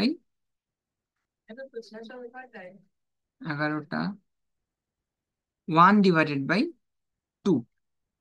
1/2 হবে। আগে একটা মাইনাস আসবে, হুম, 1 - 1/2 ডিডিটি অফ এ। কারণ একটু আগে আমরা দেখছি মোল সংখ্যা যেটা থাকে ওটা কি হয়ে যায়, ভাগ হয়ে যায়। তাইলে এটাকে আমরা এইভাবে লিখতে পারি, সমান দিয়ে কি হবে, বি এর রেসপেক্টে লিখলে কিভাবে লিখবো, ডিডিটি অফ, এখানে বি থাকবে, এর আগে কি লিখবো? -1/3। হ্যাঁ, -1/3, মাইনাস হবে একটা, 1/3 হবে। আর যদি আমরা এই পাশে প্রোডাক্টের সাপেক্ষে লিখি এখন কি হবে বল, ডি ডিটি অফ সি, এটুকু ঠিক থাকবে। প্লাস আ- plus five R by two C এর এই পাশে কি হবে? +5/2। প্লাস তো বসবেই, আমরা তো শিওর এখানে প্লাসই বসবে, বাট আগে কি কি বসবে? 5/2। কি হবে, 2/5 বসবে না 5/2 বসবে? 5/2 বসবে। 5/2 বসবে। 5/2 কেন বসবে বুঝতে পারছো কি? কারণ এক দিয়ে ভাগ দিলে উল্টে যাবে। কারণ উল্টে যাবে, তাই না? দেখো, 2 ছিল, 2 রে উল্টে 1/2 লিখছি, 3 ছিল, 3 রে উল্টে 1/3 লিখছি, 2/5 ছিল, এর উল্টে 5/2 লিখলাম। আর ডি এর জন্য কি হবে, ডি ডিটি অফ ডি, 1/4। 1/4। এই তো, এটা ছিল কি আমার রেট ইকুয়েশন, এটা ছিল আমার রেট ইকুয়েশন। স্বর্ণা বলছো কি স্কোয়ার হবে, স্কোয়ার হবে ওইটা সামনে, বুঝছো? ওইখানে আমরা যখন কে নিয়ে আসবো তখন আমরা স্কোয়ার দেখতে পারবো। এটা শুধুমাত্র ছিল রেট ইকুয়েশন, মানে বিক্রিয়ার হার সমীকরণ কিভাবে লেখা যায় ধ্রুবক ছাড়া। এই যে এখানে এই প্রত্যেকটা জিনিসই সমান, আমরা যার সাপেক্ষেই চাই তার সাপেক্ষে বের করতে পারবো আমাদের বিক্রিয়ার হার কেমন হয়। একটা প্রশ্ন বলা হয় না, সেটা হচ্ছে আর এর একক কি, আর এর ইউনিট কি? আর এর ইউনিট কি হবে বলতে পারবা?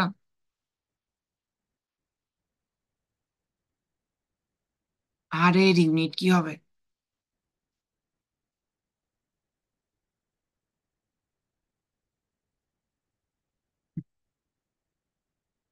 তাড়াতাড়ি তাড়াতাড়ি, আমরা মাত্র শুরু করছি, এখনো পুরা বেসিক জিনিস আটকে আছে।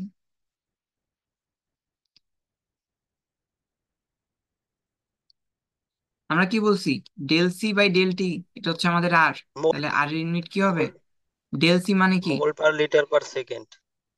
ঘনমাত্রার কনস্ট্যান্ট একক কি, ঘনমাত্রার একক হচ্ছে মোল লিটার ইনভার্স ওয়ান। আর সময়ের একক কি, সেকেন্ড। তাহলে আমাদের আর এর ইউনিট কত হবে, আর এর ইউনিট হবে মোল litre inverse one second inverse one. আবার আমরা চাইলে মোল লিটার ইনভার্স ওয়ান কি বলা যায় বলো তো?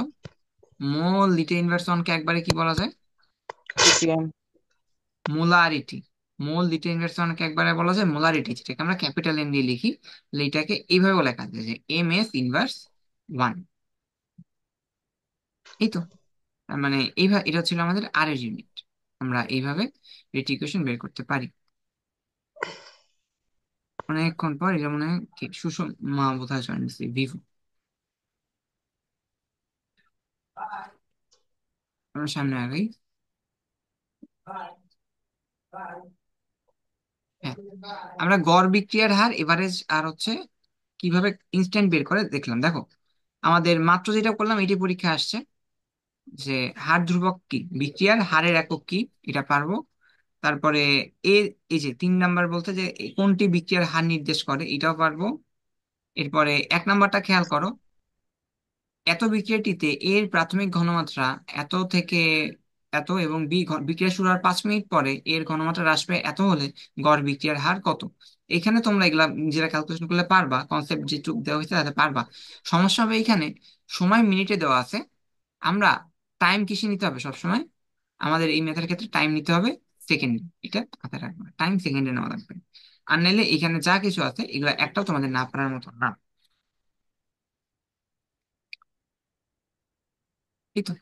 এখানে তার মানে বেশ অনেকগুলা ম্যাথ দেখতে পাইতেছো, এগুলা নিজেরা প্র্যাকটিস করবা, এগুলা পারবা। এরপরে আমরা আসি যে রাসায়নিক সাম্যাবস্থা, লাসিথিয়ানিটি, ভ্যান ডার ভ্যান। তোমাদের একটা কথা বলি যেটা তোমাদের বইতে ক্লিয়ার না। আমরা বিক্রিয়ার, এখানে দেখো প্রশ্নটা কি বলছে,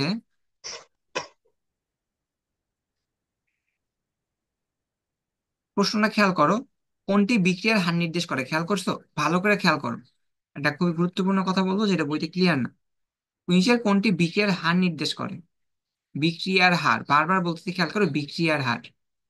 এবার বি নতুন দুইটা হবে। কথা বলবো বিক্রিয়ার হারের বাইরে। নেক্সট।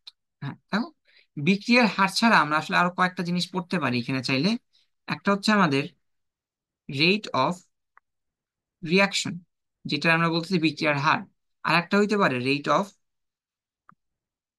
প্রোডাকশন। আর একটা হইতে পারে rate of dissociation. Rate of dissociation. যদি আমরা রেট অফ রিয়াকশন চিন্তা করি, আমরা কি আমাদের সহগ দিয়ে ভাগ দেই? আমরা আমাদের সহগ কি হয়ে যায়, 1/, সহগ সহগ কথাটা বলা ঠিক না, মোল নাম্বার বলাটা ঠিক। 1/, কি, মোল নাম্বার। দেখো তো এটা দেখা যায় কিনা। আমরা যখন রেট ইকুয়েশন বের করছি 1/, মোল নাম্বার করছি না? কিন্তু যদি আমরা রেট অফ প্রোডাকশন বা রেট অফ ডিসোসিয়েশন বলে তখন আমরা 1/, মোল নাম্বার করা লাগবে না। যদি আমরা রেট অফ ডিসোসিয়েশন বের করি তখন 1/, মোল নাম্বার করা লাগবে না। রেট অফ প্রোডাকশন মানে কি? উৎপাদনের হার। মানে এটা হচ্ছে উৎপাদনের হার, আর এটা হচ্ছে কিসের হার? বিয়োজনের হার। একটা হচ্ছে উৎপাদনের হার, একটা হচ্ছে বিয়োজনের হার।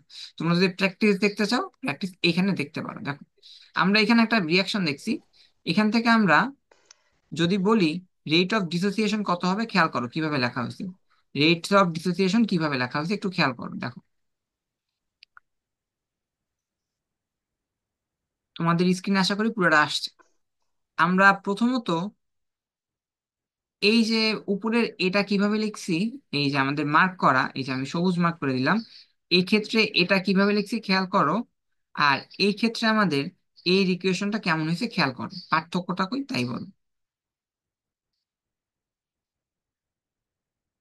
আমাদের উপরের এ তে কিভাবে লিখছি আর নিচে এতে কিভাবে লিখছি, ডিফারেন্সটা কোথায়?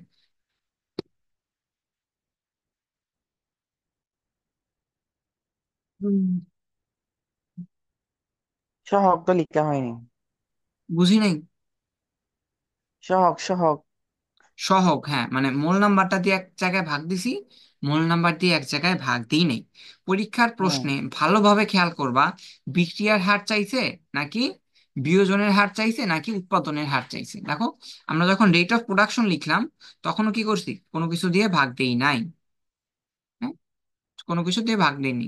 এখানে দেখো সুন্দর করে একটা যখন পড়েছিলাম একটা জিনিস বাংলা কথা লেখা আছে, কোএফিসিয়েন্ট মানে সহগ ছাড়া রেট অফ প্রোডাকশন বা ডিসোসিয়েশন হয়।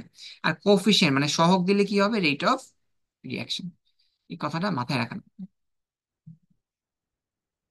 এই তো পারলাম। এবার হুম, সামনে। এরপরে আসি আমরা হচ্ছে রাসায়নিক সাম্যাবস্থা।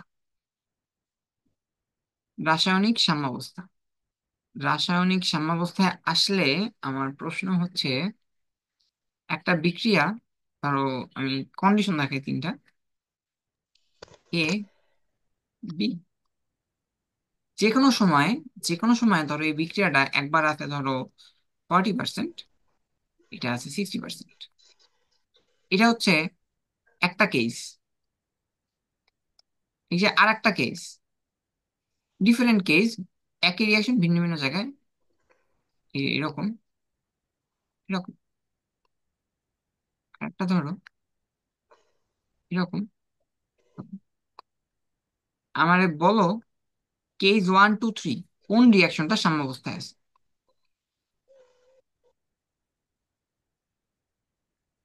কোন রিয়াকশনটা সাম্যাবস্থায় আছে? 1 নাম্বার, 2 নাম্বার, না 3 নাম্বার? 2 নাম্বারটা মনে হচ্ছে। বুঝি নাই। 2 নাম্বার।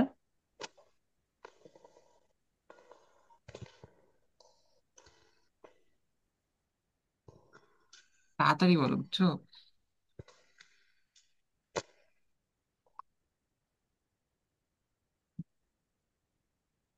মানে শিয়ন্তি, শুভ, তো সরানা মেসেজ তো, কোনটা ইকুইলিব্রিয়ামে আছে?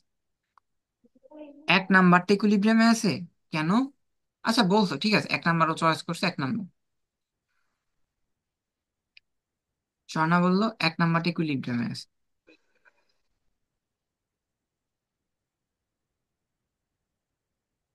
ও, রিজন বলবেন কেন? 1 নাম্বারে আমাদের বিক্রিয়ক কম আছে, উৎপাদ বেশি আছে। এখানে সমান সমান, আর এখানে বেশি কে, এখানে বিক্রিয়ক বেশি, উৎপাদ কম। সাম্যাবস্থা কি আছে, উত্তর দিতে পারলা না? 2 নাম্বারটা। 2 নাম্বারটা। বেশিরভাগ মানুষ দেখে আসলে 2 নাম্বারটা বলবে। আমি যখন পড়তাম আমিও দেখে ভাবতাম এটা হচ্ছে আমার অ্যান্সার। হ্যাঁ, এটা হচ্ছে আমার অ্যান্সার। আসলে সত্যি না। আসলে সত্যি কথা হচ্ছে এইটাই যে এইখানে আমাদের এই তিনটার যে কোনোটাই কি হইতে পারে, সঠিক হইতে পারে। ইকুইলিব্রিয়াম হইতে পারে। আমাদের এই তিনটার মধ্যে যে কোনোটা ইকুইলিব্রিয়াম হইতে পারে। ইকুইলিব্রিয়াম মানে কি? ইকুইলিব্রিয়াম মানে সাম্যাবস্থা, ব্যালেন্স করে চলতেছে, ব্যালেন্স করে চলতেছে।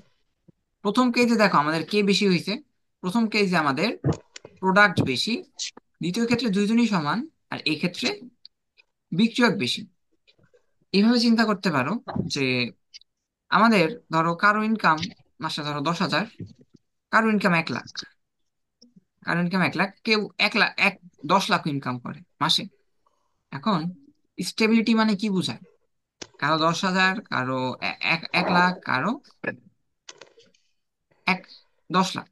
এখন যে 10,000 ইনকাম করতেছে, এমন হইতে পারে যে সে তার ফ্যামিলি নিয়ে যতটুক, মানে যে কম খাক যাই খাক, যতটুক পারে ওইটা নিয়েই সার্ভাইভ করতেছে, সে চলতেছে, খরচ খরচা মিলে চলতেছে, যে 10,000 ইনকাম করে ধরো। আর যে 1 লাখ ধরো, সেও চলতেছে, যে 1 লাখ সেও ব্যালেন্স করে চলতেছে। তিনজনই ব্যালেন্সে আছে, তিনজনই সাম্যাবস্থায় আছে। কিন্তু এমনও হইতে পারে কখনো যে, যে ধরো এক যে ধরো 10 লাখ টাকা ইনকাম করছে, তার 10 লাখ টাকাও শর্ট পড়ছে। মনে হইতে পারে 10 লাখ টাকা কেমনে শর্ট পড়ে।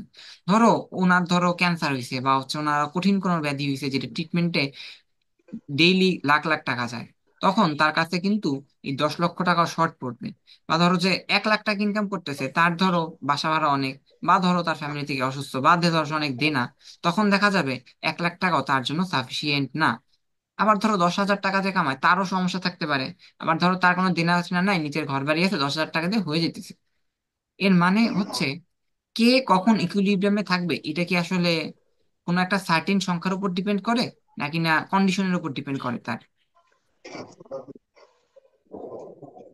সে যে কন্ডিশনে আছে তার উপর ডিপেন্ড করে, মানে আমরা বাইরে থেকে দেখে বলে দিতে পারবো না যে আসলে এইটাই হচ্ছে তোমার সাম্যাবস্থার কন্ডিশন। বাইরে থেকে দেখে বলে দেওয়া সম্ভব না যে তুমি রিয়াক্ট্যান্ট, আমরা যদি বলি যে 50-50 আছে, 50-50 থাকলেই কোনো সাম্যাবস্থা না। সাম্যাবস্থা মানে কি, আমাদের জীবনে সাম্যাবস্থা আমরা এমন একটা অবস্থায় বুঝতে পারি যে যে অবস্থায় আমাদের একটা আর্নিং থাকবে।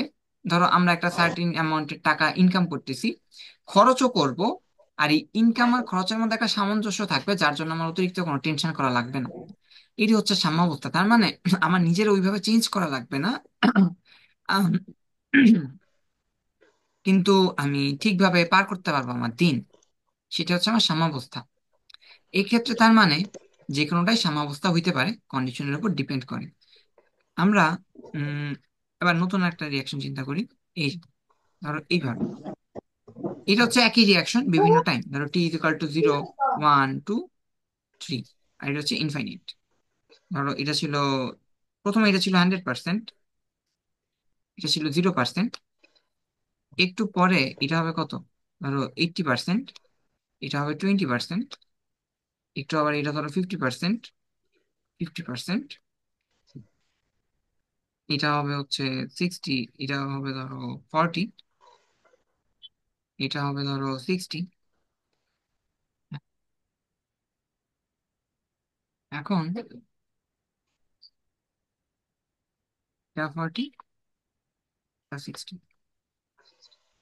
আমারে বলো এইখানে বিক্রিয়াটা কোথায় সাম্যাবস্থায় আছে, এইখানে বিক্রিয়াটা কোথায় সাম্যাবস্থায় আছে? 3 নাম্বার। কততম মিনিটে, মানে এই মিনিটে সাম্যাবস্থায় আছে, না 2-এ, না 3-এ, না 4-এ? অথবা বিক্রিয়াটা কি আদৌ সাম্যাবস্থায় আছে? 3। আচ্ছা আমি এটা বলি, এটা খেয়াল করো। আমি বলতেছি যে 30%, 70%। আমারে বলো বিক্রিয়াটা সাম্যাবস্থায় আছে কিনা, বিক্রিয়াটা সাম্যাবস্থায় আছে কিনা। সাম্যাবস্থার আইডিয়া বোঝা খুবই জরুরি, কারণ পরে সবকিছুই সাম্যাবস্থার উপর ডিপেন্ড করে।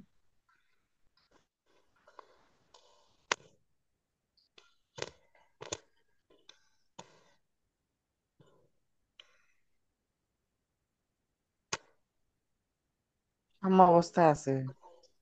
তাড়াতাড়ি বলো, সাম্যাবস্থায় আছে কি নাই? আছে। আজকে না এটা মনে হয় ভারী সমস্যা, মানে কারো কথাই বোঝা যায় না, এমনি ভালো বোঝা যায়।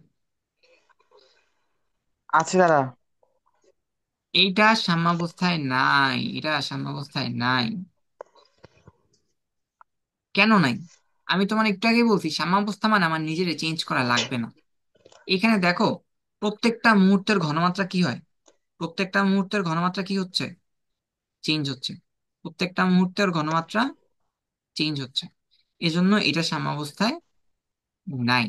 যদি আমি ডাটাটা চেঞ্জ করে দিই, যদি আমি, এটা সাম্যাবস্থায় নাই, আমি এই সম্পূর্ণ জিনিস কপি করি, কপি করে নেক্সট,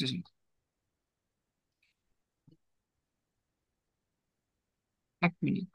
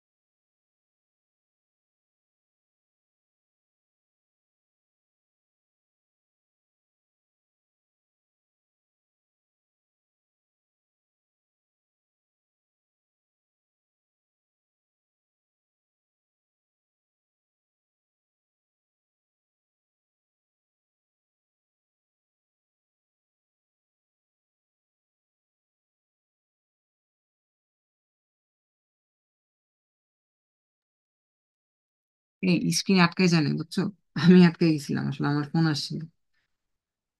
আমার আজকে হলে প্রোগ্রাম আছে। আমাদের হলে আজকে যারা নতুন চান্স পাইছে ওদের নবীনবরণ, ওইখানে যাওয়া লাগবে। ওইখানে আমি যাইনি, ওইখানে সকালে খেলা ছিল আজকে, তাও যাইনি। তো দুপুরে, মানে দুপুরে খাওয়া দাওয়া, আর সাথে ওদের নবীনবরণ, সিনিয়ররা আসবে, মানে যারা পাশ করে গেছে তারা আসবে। এই তো। আমরা এখানে ছিলাম যে এই কন্ডিশন ইকুইলিব্রিয়াম হয় নাই। কেন হয় নাই? কারণ হচ্ছে বারবার কনসেন্ট্রেশন চেঞ্জ হচ্ছে। এবার আমরা একটু চেঞ্জ করে দিই কাহিনী, দেখো কি করা যায়। আমরা এখানে এখানে এখানে হুম আমরা এরকম করলাম, এরকম করলাম। তার মানে কি? মানে হচ্ছে, আবার আরেকটা খেয়াল করি, এরকম করলাম, এরকম করলাম।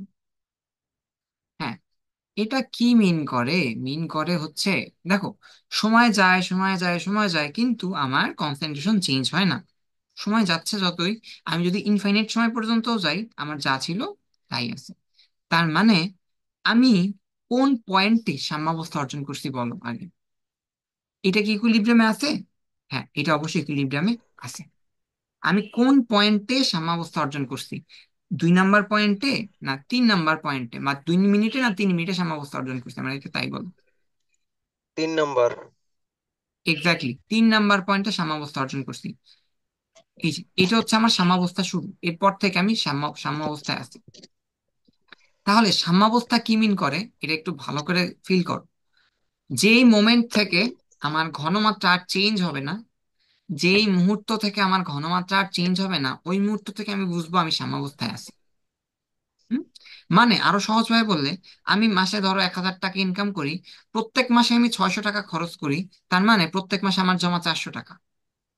প্রত্যেক মাসে, আবার ধরো পরের মাসে আমার ইনকাম হইলো 10,000 টাকা, আমার খরচ হইলো আমার খরচ হইলো যা, তারপর আমার 400 টাকায় জমা থাকে, তার মানে আমি কিসে আছি? সাম্যাবস্থায় আছি।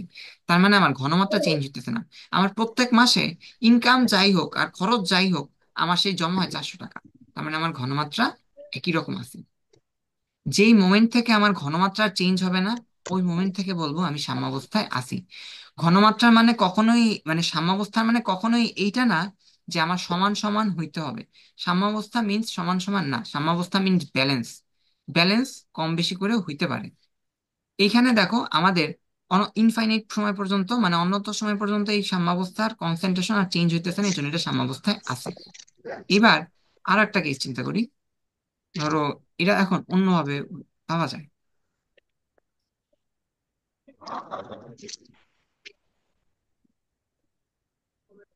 হুম, ধরো এই যে,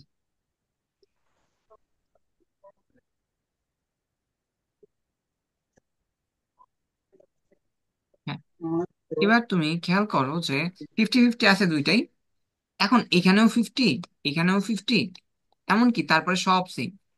এটা কি সাম্যাবস্থায় আছে? অবশ্যই সাম্যাবস্থায় হ্যাঁ। আছে। কিন্তু এটা কেমন অবস্থায় সাম্যাবস্থায় গেছে? 50-50, ব্যালেন্স, সমস্যা নেই, হইতেই পারে। তার মানে সাম্যাবস্থা কখন হবে এটা আসলে ডিপেন্ড করে রিয়াকশন টু রিয়াকশন। অনেকে মাসে 1 লাখ টাকা ইনকাম করেও খুশি, সাম্যাবস্থায় নাই। অনেকে 20,000-এও খুশি, অনেকে 10 লাখেও খুশি নেই। এটা ডিপেন্ড করে ম্যান টু ম্যান। তেমন ভাবে সাম্যাবস্থা ডিপেন্ড করে রিয়াকশন টু রিয়াকশন। এটা 50-50-তে সাম্যাবস্থা, এটা 40-60-তে সাম্যাবস্থা, কোনো একটা হইতে পারে 60-40-তেও সাম্যাবস্থা। এইবার দেখো এই এই যে যে লেখার মানে বোঝা যায় কিনা। আমি বলছিলাম any one can be equilibrium, যে কোনো একটা সাম্যাবস্থা হইতে পারে। প্রথমটা হইতে পারে, পারে, দ্বিতীয়টা হইতে পারে, পারে, তৃতীয়টা হইতে পারে। সমঝা কেমনে? বল, বুঝলা কিনা যে কিভাবে এটা সাম্যাবস্থা হইতেছে?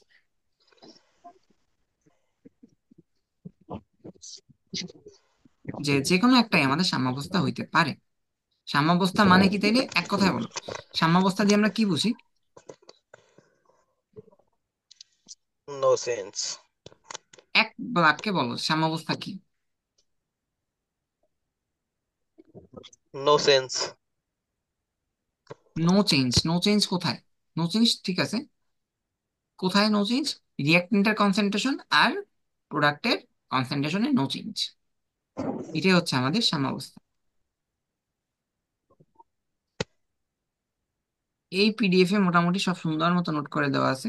এটা দেখলে তোমরা আসলে বুঝতে পারবে সাম্যাবস্থা কি।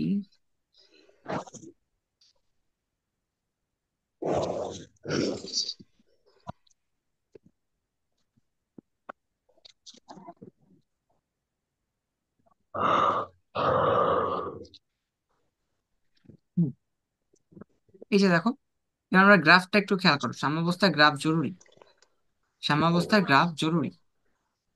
আমরা এই ধরনের গ্রাফ আগেই দেখতে আজকে ক্লাসের শুরুতে, যে আমরা দেখছি রিয়াক্টেন্টের গ্রাফ কি হয়, আস্তে আস্তে রিয়াক্টেন্টের গ্রাফ নামতে থাকে আর প্রোডাক্টের গ্রাফ আস্তে আস্তে বাড়তে থাকে, রাইট? এখন দেখো, এ পয়েন্টে আমাদের কি হয়েছে বলতো?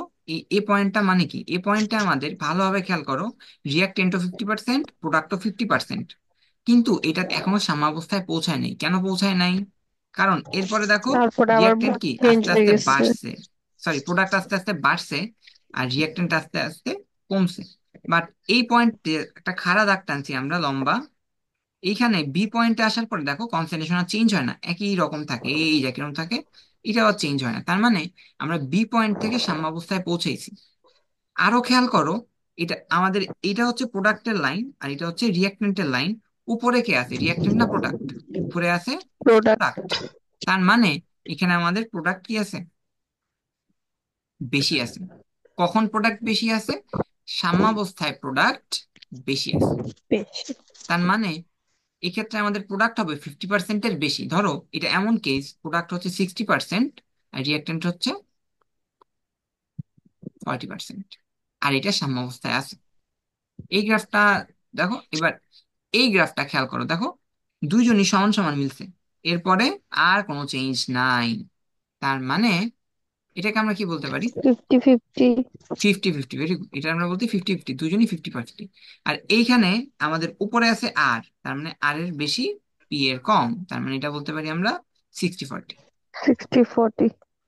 এই তো, এই ছিল আমাদের সাম্যাবস্থার তিনটা গ্রাফ। যদি গ্রাফ বলে সাম্যাবস্থার গ্রাফ চাই রিটেনে, তাহলে তিনটাই দেখাইতে হবে, কারণ তিনটে সাম্যাবস্থার গ্রাফের কন্ডিশন বলতে হবে। কন্ডিশন কিন্তু তুমি অ্যাপ্লাই করছো, এটা এক একটা রিয়াকশনের জন্য এক এক রকম হবে। তাহলে সাম্যাবস্থা পারলাম।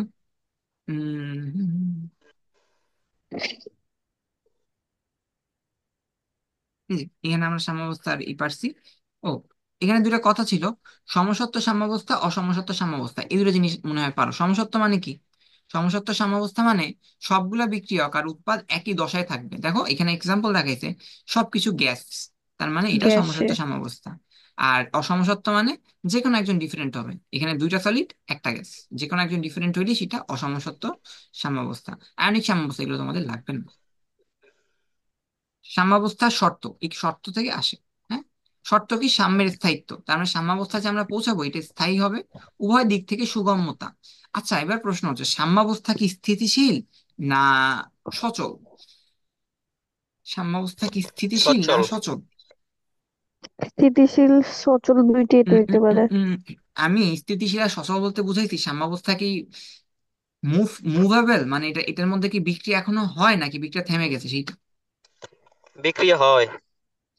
গতিশীল, হ্যাঁ, এই যে স্বর্ণা বলছে গতিশীল, এটাই সত্যি যে সাম্যাবস্থা হচ্ছে গতিশীল। দেখতে মনে হয় বাইরে থেকে চেঞ্জ হইতেছে না, মানে ধরো তোমার প্রত্যেক মাসে 500 টাকা 400 টাকা জমা করতেছো, কিন্তু এর মানে কি এইটাই যে তুমি কোনো খরচ করতেছো না, ইনকাম করতেছো না? অবশ্যই করতেছো, ব্যালেন্স থাকতেছে চার, এই যে 400-500 টাকা।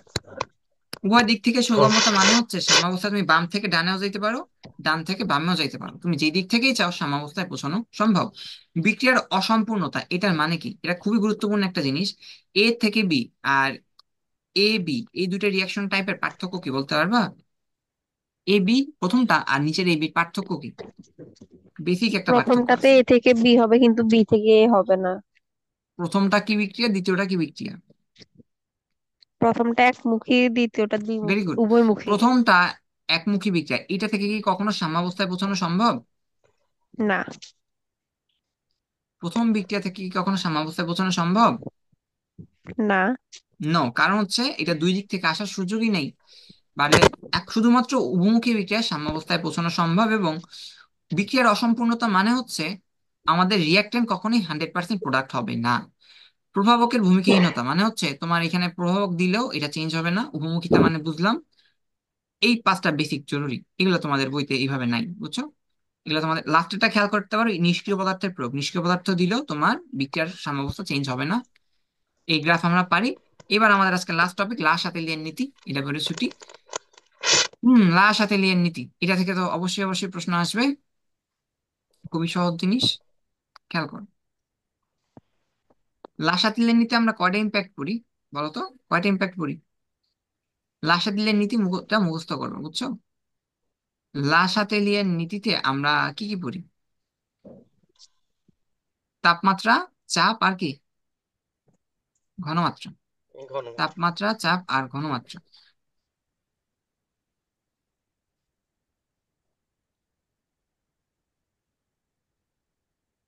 এই চ্যাপ্টার সুবিধা হচ্ছে কি, তোমাদের ম্যাথ ইন্টারে অনেক ছিল, অ্যাডমিশনে ম্যাথ আসার চান্স খুবই কম, কিন্তু ম্যাথ আসার সুযোগই নেই, কারণ ক্যালকুলেটর ছাড়া এইসব ম্যাথ করা যায় না।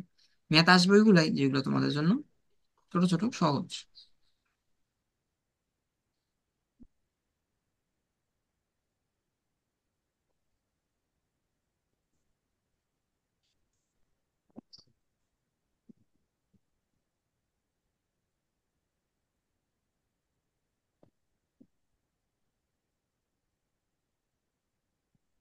হুম,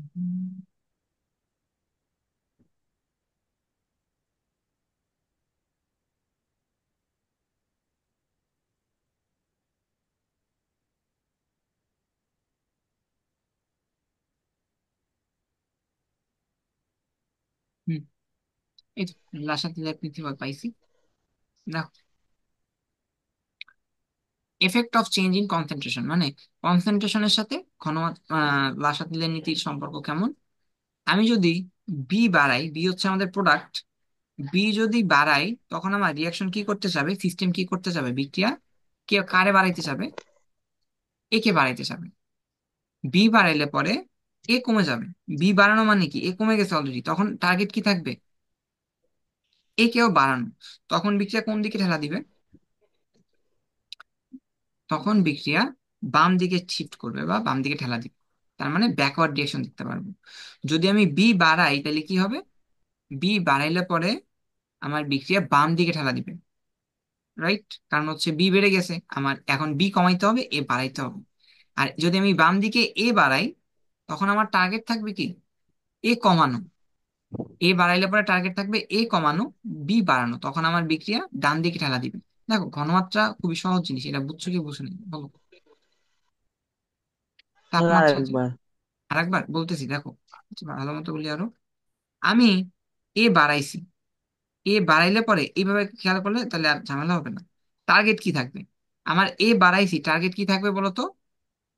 এ বি বাড়াইলে বাড়ানো। পরে, হ্যাঁ, এ বাড়াইলে পরে টার্গেট থাকবে এ কমানো, আর বি বাড়ানো। বাড়ানো। হ্যাঁ, এ যদি, তার মানে আমি যদি এ কমাইতে চাই, তার মানে এ কমবে কিভাবে? সামনে গেলে না, সামনে গেলে। এ কমবে কি করলে? সামনে গেলে। তখন আমার বিক্রিয়া কোন দিকে যাবে? এ সামনে যাওয়া মানে কি? আমার টার্গেট এ হচ্ছে এ কমে কমানো, বি যাওয়া। বাড়ানো, হ্যাঁ। তখন আমার টার্গেট কাজ হচ্ছে ফরওয়ার্ড রিয়াকশন হবে। এই তো। আর আরেকটা কেস কি চিন্তা করা যায়? এইটা, যে হুম, আমি বি বাড়াইছি, বি বাড়াইছি, এটার মানে কি? বি বাড়ানো মানে কি? আমাদের বি যদি বি, কমানো, এ হ্যাঁ, বাড়ানো। এক্স্যাক্টলি এটি, যে বি বাড়াইলে বি পরে আমার থেকে টার্গেট, এসে যাওয়া। হ্যাঁ, বি বাড়াইলে পরে টার্গেট থাকবে কি? টার্গেট থাকবে হচ্ছে আমার এ কমানো লাগবে, সরি, এ বাড়ানো লাগবে। বি বাড়াইলে পরে টার্গেট থাকবে আমার এ বাড়ানো লাগবে। এ বাড়ানো মানে আমার বিক্রিয়া কোন দিকে ঠেলা দেওয়া লাগবে? বাম দিকে ঠেলা দেওয়া লাগবে। পিছনের দিকে। তার মানে পিছনের দিকে, তখন এটা ব্যাকওয়ার্ড রিয়াকশন হবে। এই তো। এই ছিল কনসেন্ট্রেশনের কাহিনী। কনসেন্ট্রেশন খুব বেশি কিছু নেই, কনসেন্ট্রেশন সহজ। আমরা ঘনমাত্রা দেখলাম। প্রেসার শুধুমাত্র কার ক্ষেত্রে কাজ করে? প্রেসার শুধুমাত্র গ্যাসের ক্ষেত্রে কাজ করে। প্রেসার সলিড লিকুইডের ক্ষেত্রে কাজ করে না। প্রেসারের গল্প সহজ। আমরা যদি প্রেসার বাড়াই, বিক্রিয়া কোন দিকে যাবে? আমরা যদি প্রেসার বাড়াই যে কোনো ক্ষেত্রে, বিক্রিয়া কোন দিকে যাইতে চায় জানো? বিক্রিয়া যেতে চায় ওই দিকে যে দিকে প্রেসার কম। মানে বাতাস সবসময় কোন দিক থেকে কোন দিকে যায়? বাতাস সবসময় হাই প্রেসার থেকে লো প্রেসারের দিকে যাইতে চায়, রাইট? তার মানে বিক্রিয়াতেও একই জিনিস হবে, যে হাই প্রেশার থেকে লো প্রেশারে যাইতে চাই। ধরো 2A প্লাস 3B থেকে 4B প্লাস 2। হ্যাঁ, 4B প্লাস 2D। এখন আমারে বলো যে এইভাবে দিলে না, ভালো হয় না। হ্যাঁ, এবার ঠিক আছে। এই বিক্রিয়াতে ধরো সবাই গ্যাস, এখানে যা কিছু আছে সবাই গ্যাস, তাইলে এখানে টোটাল গ্যাস কয়টা আছে? 3 2 5টা গ্যাস আছে, 5টা। এখানে গ্যাস আছে কয়টা? এখানে 4 2 6টা।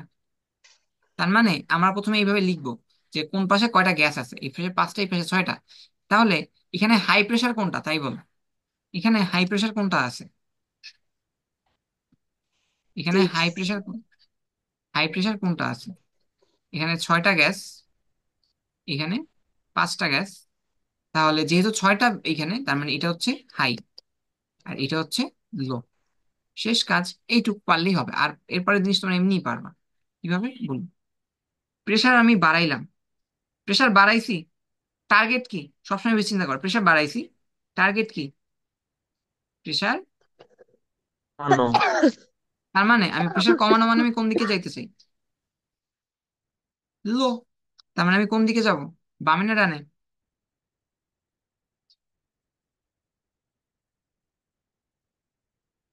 বাম।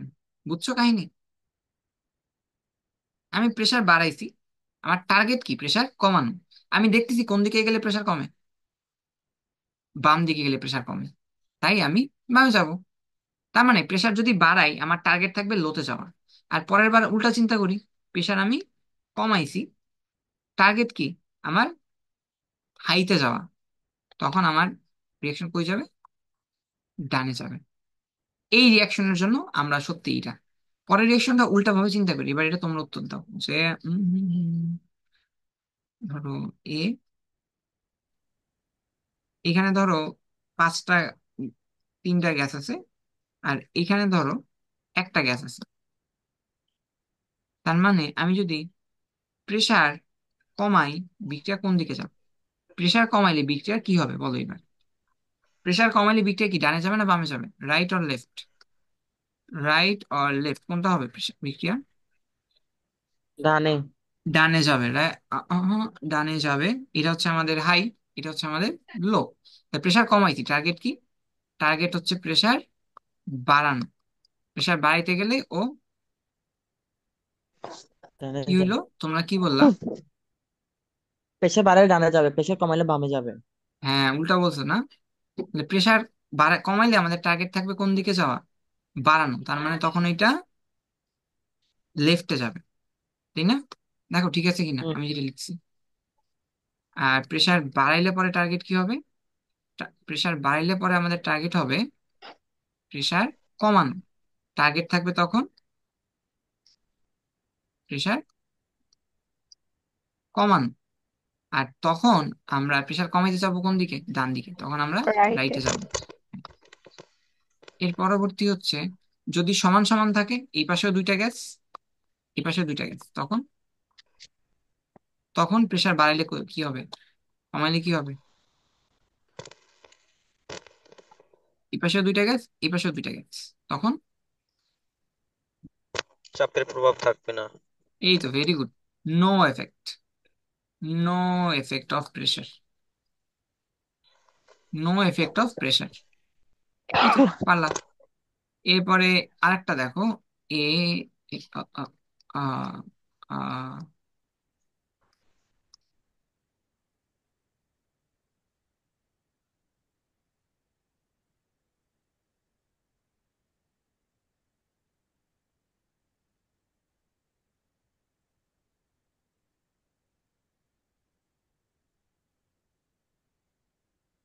এইখানে বলো চাপের প্রভাব আছে কিনা, আর থাকলে প্রেসার বাড়াইলে কোন দিকে যাবে? প্রেসার বাড়াইলে এটা কোন দিকে যাবে?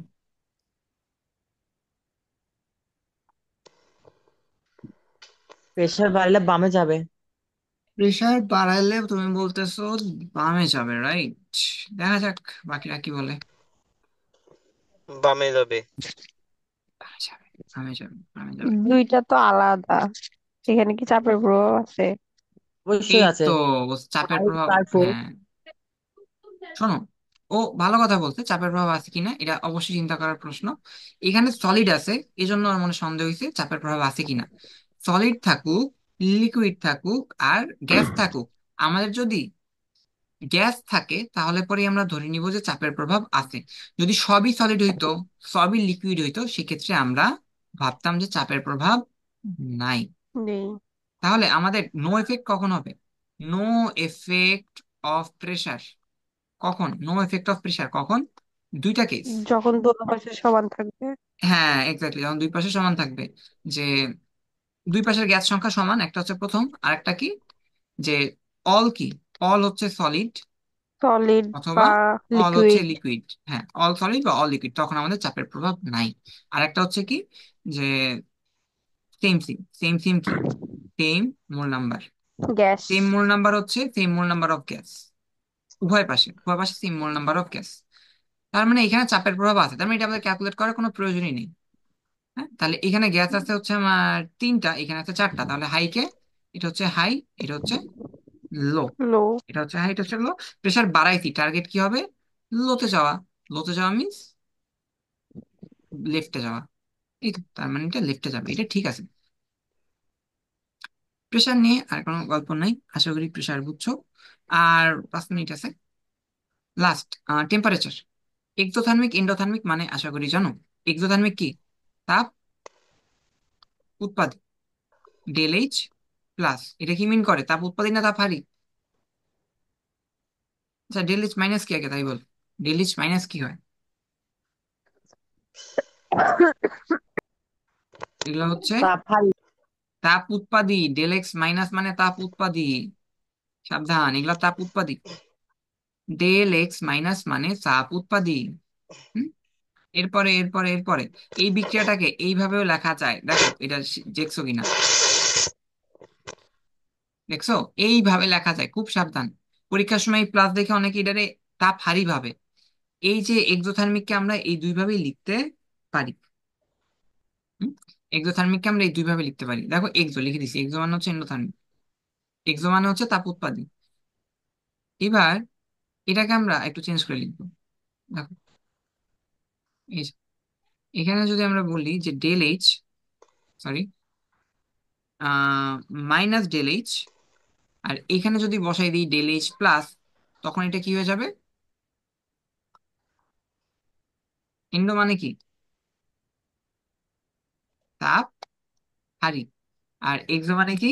তাপ উৎপাদী।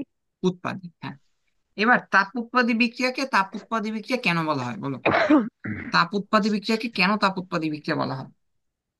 এই বিক্রিয়ায় তাপ উৎপাদিত হয়। এখন আমার প্রশ্ন হচ্ছে, বিক্রিয়া তো রাস্তা দুইটা, একটা হচ্ছে সামনে যাই আর একটা হচ্ছে পিছনে আসি, কোন রাস্তায় তাপ উৎপন্ন হয়, সামনের রাস্তায় না পিছনের রাস্তায়?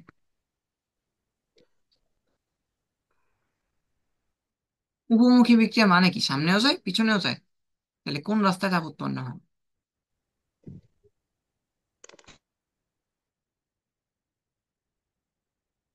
কাজ কাজ কাজ বলো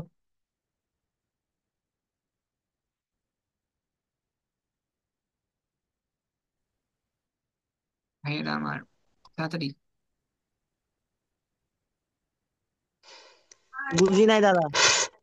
আমি বলছি তাপ উৎপাদী বিক্রিয়াতে দুইটা রাস্তা, মানে উভমুখী বিক্রিয়া মানে দুইটা রাস্তা, একটা ফরওয়ার্ড রিয়াকশন, একটা ব্যাকওয়ার্ড রিয়াকশন। এখন কোন রিয়াকশনে তাপ উৎপন্ন হবে, ফরওয়ার্ড রিয়াকশনে না ব্যাকওয়ার্ড রিয়াকশনে, সেটা জিজ্ঞাসা করেছি।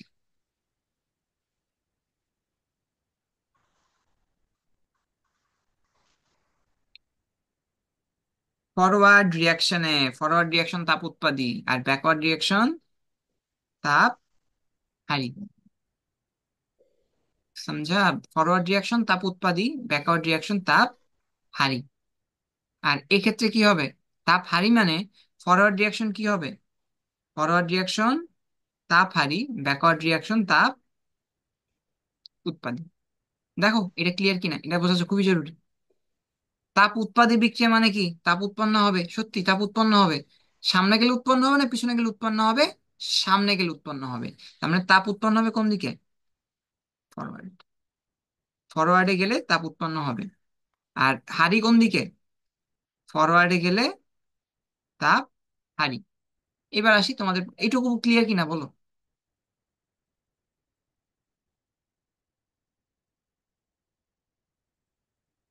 এই তাড়াতাড়ি।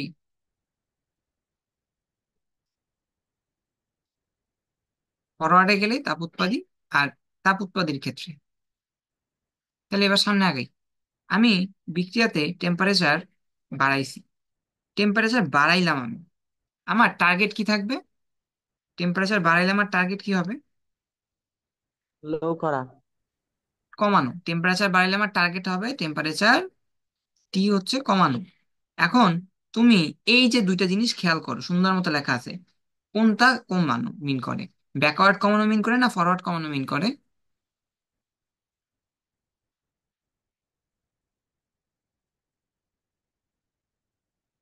ফরওয়ার্ড না ব্যাকওয়ার্ড? ব্যাকওয়ার্ড। অবশ্যই ব্যাকওয়ার্ড। এই তো, পারলাম।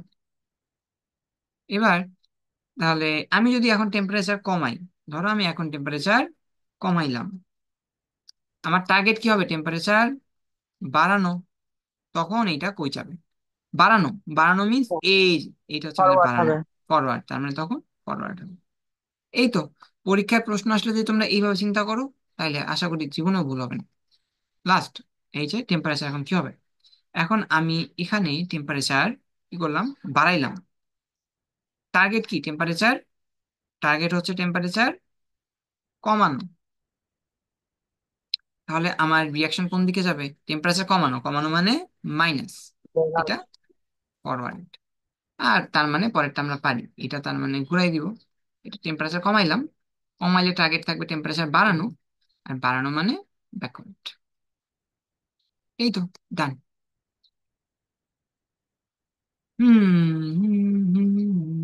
এখানে আমরা এই ধরনের অনেক প্র্যাকটিস আছে, দেখো অনেকগুলা প্র্যাকটিস আছে, এগুলা তোমরা পারবা। কেপে গেছি আমরা সামনের দিন করব। আর ভ্যান টফের একটা ইকুয়েশন আছে, তাহলে কেপে গেছি করলে তোমাদের প্রথম পার্টটা শেষ হয়ে যেত, তারপর আমরা রিসিট কাটা শুরু করতে পারতাম। সামনের দিন মানে আগামীকালকে সকালেই 9টার সময় শুরু করব, আশা করি। উম, হুম 9টার সময় আশা করি শুরু করব। আর কেপে গেছি শেষ করে হয়তো এসিড বেস শুরু করা সম্ভব হবে। হুম আর তোমরা তোমাদের কোনো সমস্যা থাকলে জানাও। আসলে অনেক প্রচন্ড ব্যস্ততা যায় সারা বছরই, পরীক্ষা শেষ তাও দেখা যায় একটা না একটা কাজ থাকি। তবু তোমরা তোমাদের কোনো এমসিকিউ সমস্যা হইলে দিও, পাঠেও, সলভ হয়ে যাবে। আর আরেকটা কাজ করতে পারো, তোমরা যারা আসলে এই যে তোমরা, আমরা যেটা চিন্তা করলাম, তোমাদের এখানে জয়েন করছে অনেকে, এক একজনের টার্গেট আলাদা, কিন্তু সবাই না সিরিয়াস না। মানিক কোচিং করে, শুভ কোচিং করে না, সীমন্তী কোচিং করে না, স্বর্ণা কোচিং করো না? স্বর্ণা কোচিং করো? মনে নেই আসলে আমার, প্লিজ স্বর্ণা আবার দেখা লাগবে না, স্বর্ণা কোচিং করে না। তোমরা শোনো, আমি যেটা চিন্তা করলাম, তোমরা সবাই বায়োলজি ক্লাসে কজন থাকে? আমি বায়োলজি ক্লাসে হচ্ছে দুই একজন বেশি থাকে। আর তোমাদের সবারই কি ম্যাথ বাদ দিবা এরকম কিছু? যেমন চিটাং এ, আমার বিশ্বাস যে চিটাং তোমাদের সবার জন্য একটা সেফ অপশন। ম্যাথ যদি তোমাদের কঠিন লাগে, ভাই তোমরা ম্যাথ কম পড়ো, সমস্যা নেই, কারণ সব জায়গায় ম্যাথ লাগে না। তোমরা যদি শুধু চিটাং এর জন্য জান পরান দিয়ে পড়ো, বা ওই যে গুচ্ছর জন্য পড়ো ভালোভাবে, ম্যাথ পড়ো, বা অন্যগুলা যদি তুমি খুব ভালো করো, তাহলে কিন্তু তোমার ম্যাথে কম করলে সমস্যা হবে না। হ্যাঁ, আমি জানি যে স্বর্ণার ম্যাথে ম্যাথ দাগাবে না, শুভর ম্যাথে সমস্যা আছে। আর সিয়ন্তি তোমার কি, তোমার কি ম্যাথের সমস্যা না বায়োলজিতে সমস্যা? কারণ এই দুটার একটা বাদ দিতে পারো, ফিজিক্স কেমিস্ট্রি বাদ দিতে পারবা না? ম্যাথের সমস্যা। বুঝি নাই ম্যাথে। হ্যাঁ। মানিক তোমার রেজাল্ট ভালো, তোমার লক্ষ্য আলাদা ওদের চেয়ে, তাই তোমার কথা এখানে বলতেছি না। বুঝছো? তুমি চাও হচ্ছে সিএসসি পড়তে বা উচ্চতে ভালো একটা সাবজেক্ট যদি পাও, তোমার কথা আলাদা। আমার কথা হচ্ছে তোমরা তিনজন আছো, তোমাদের সিয়ন্তির সাথে কি স্বর্ণা বা শুভ এদের কোনো যোগাযোগ আছে? না। অথচ দেখো, সিয়ন্তি চাইতেছো সিইউতে পড়তে, শুভ চাই সিইউতে পড়তে, শুভর বাসা চিটাগাং। স্বর্ণা তোমার, তোমার বাসা কই? তুমি সিলেটে থাকো কোথায়? তুমি সিলেটে না? হ্যাঁ তুমি সিলেটে থাকো।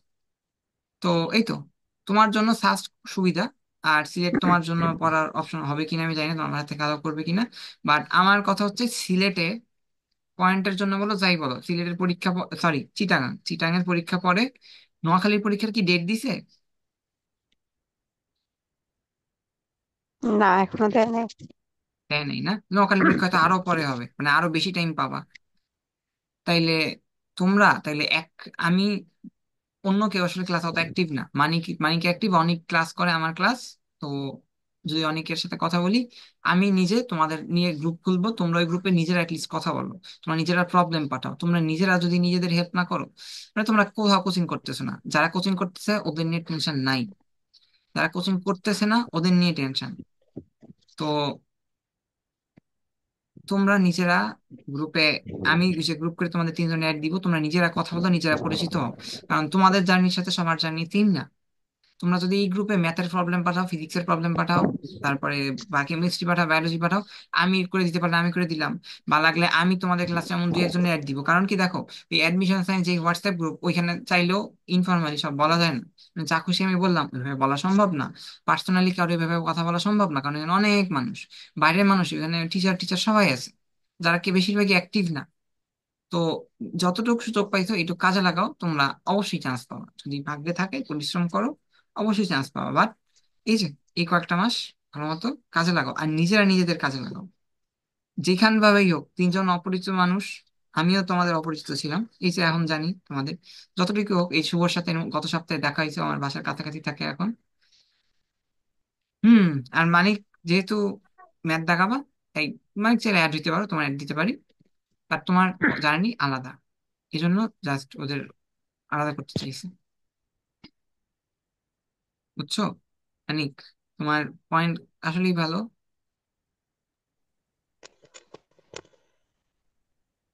এই তো, কালকে কালকে সকালে ক্লাস। আসি, ভালো থাকো, টাটা।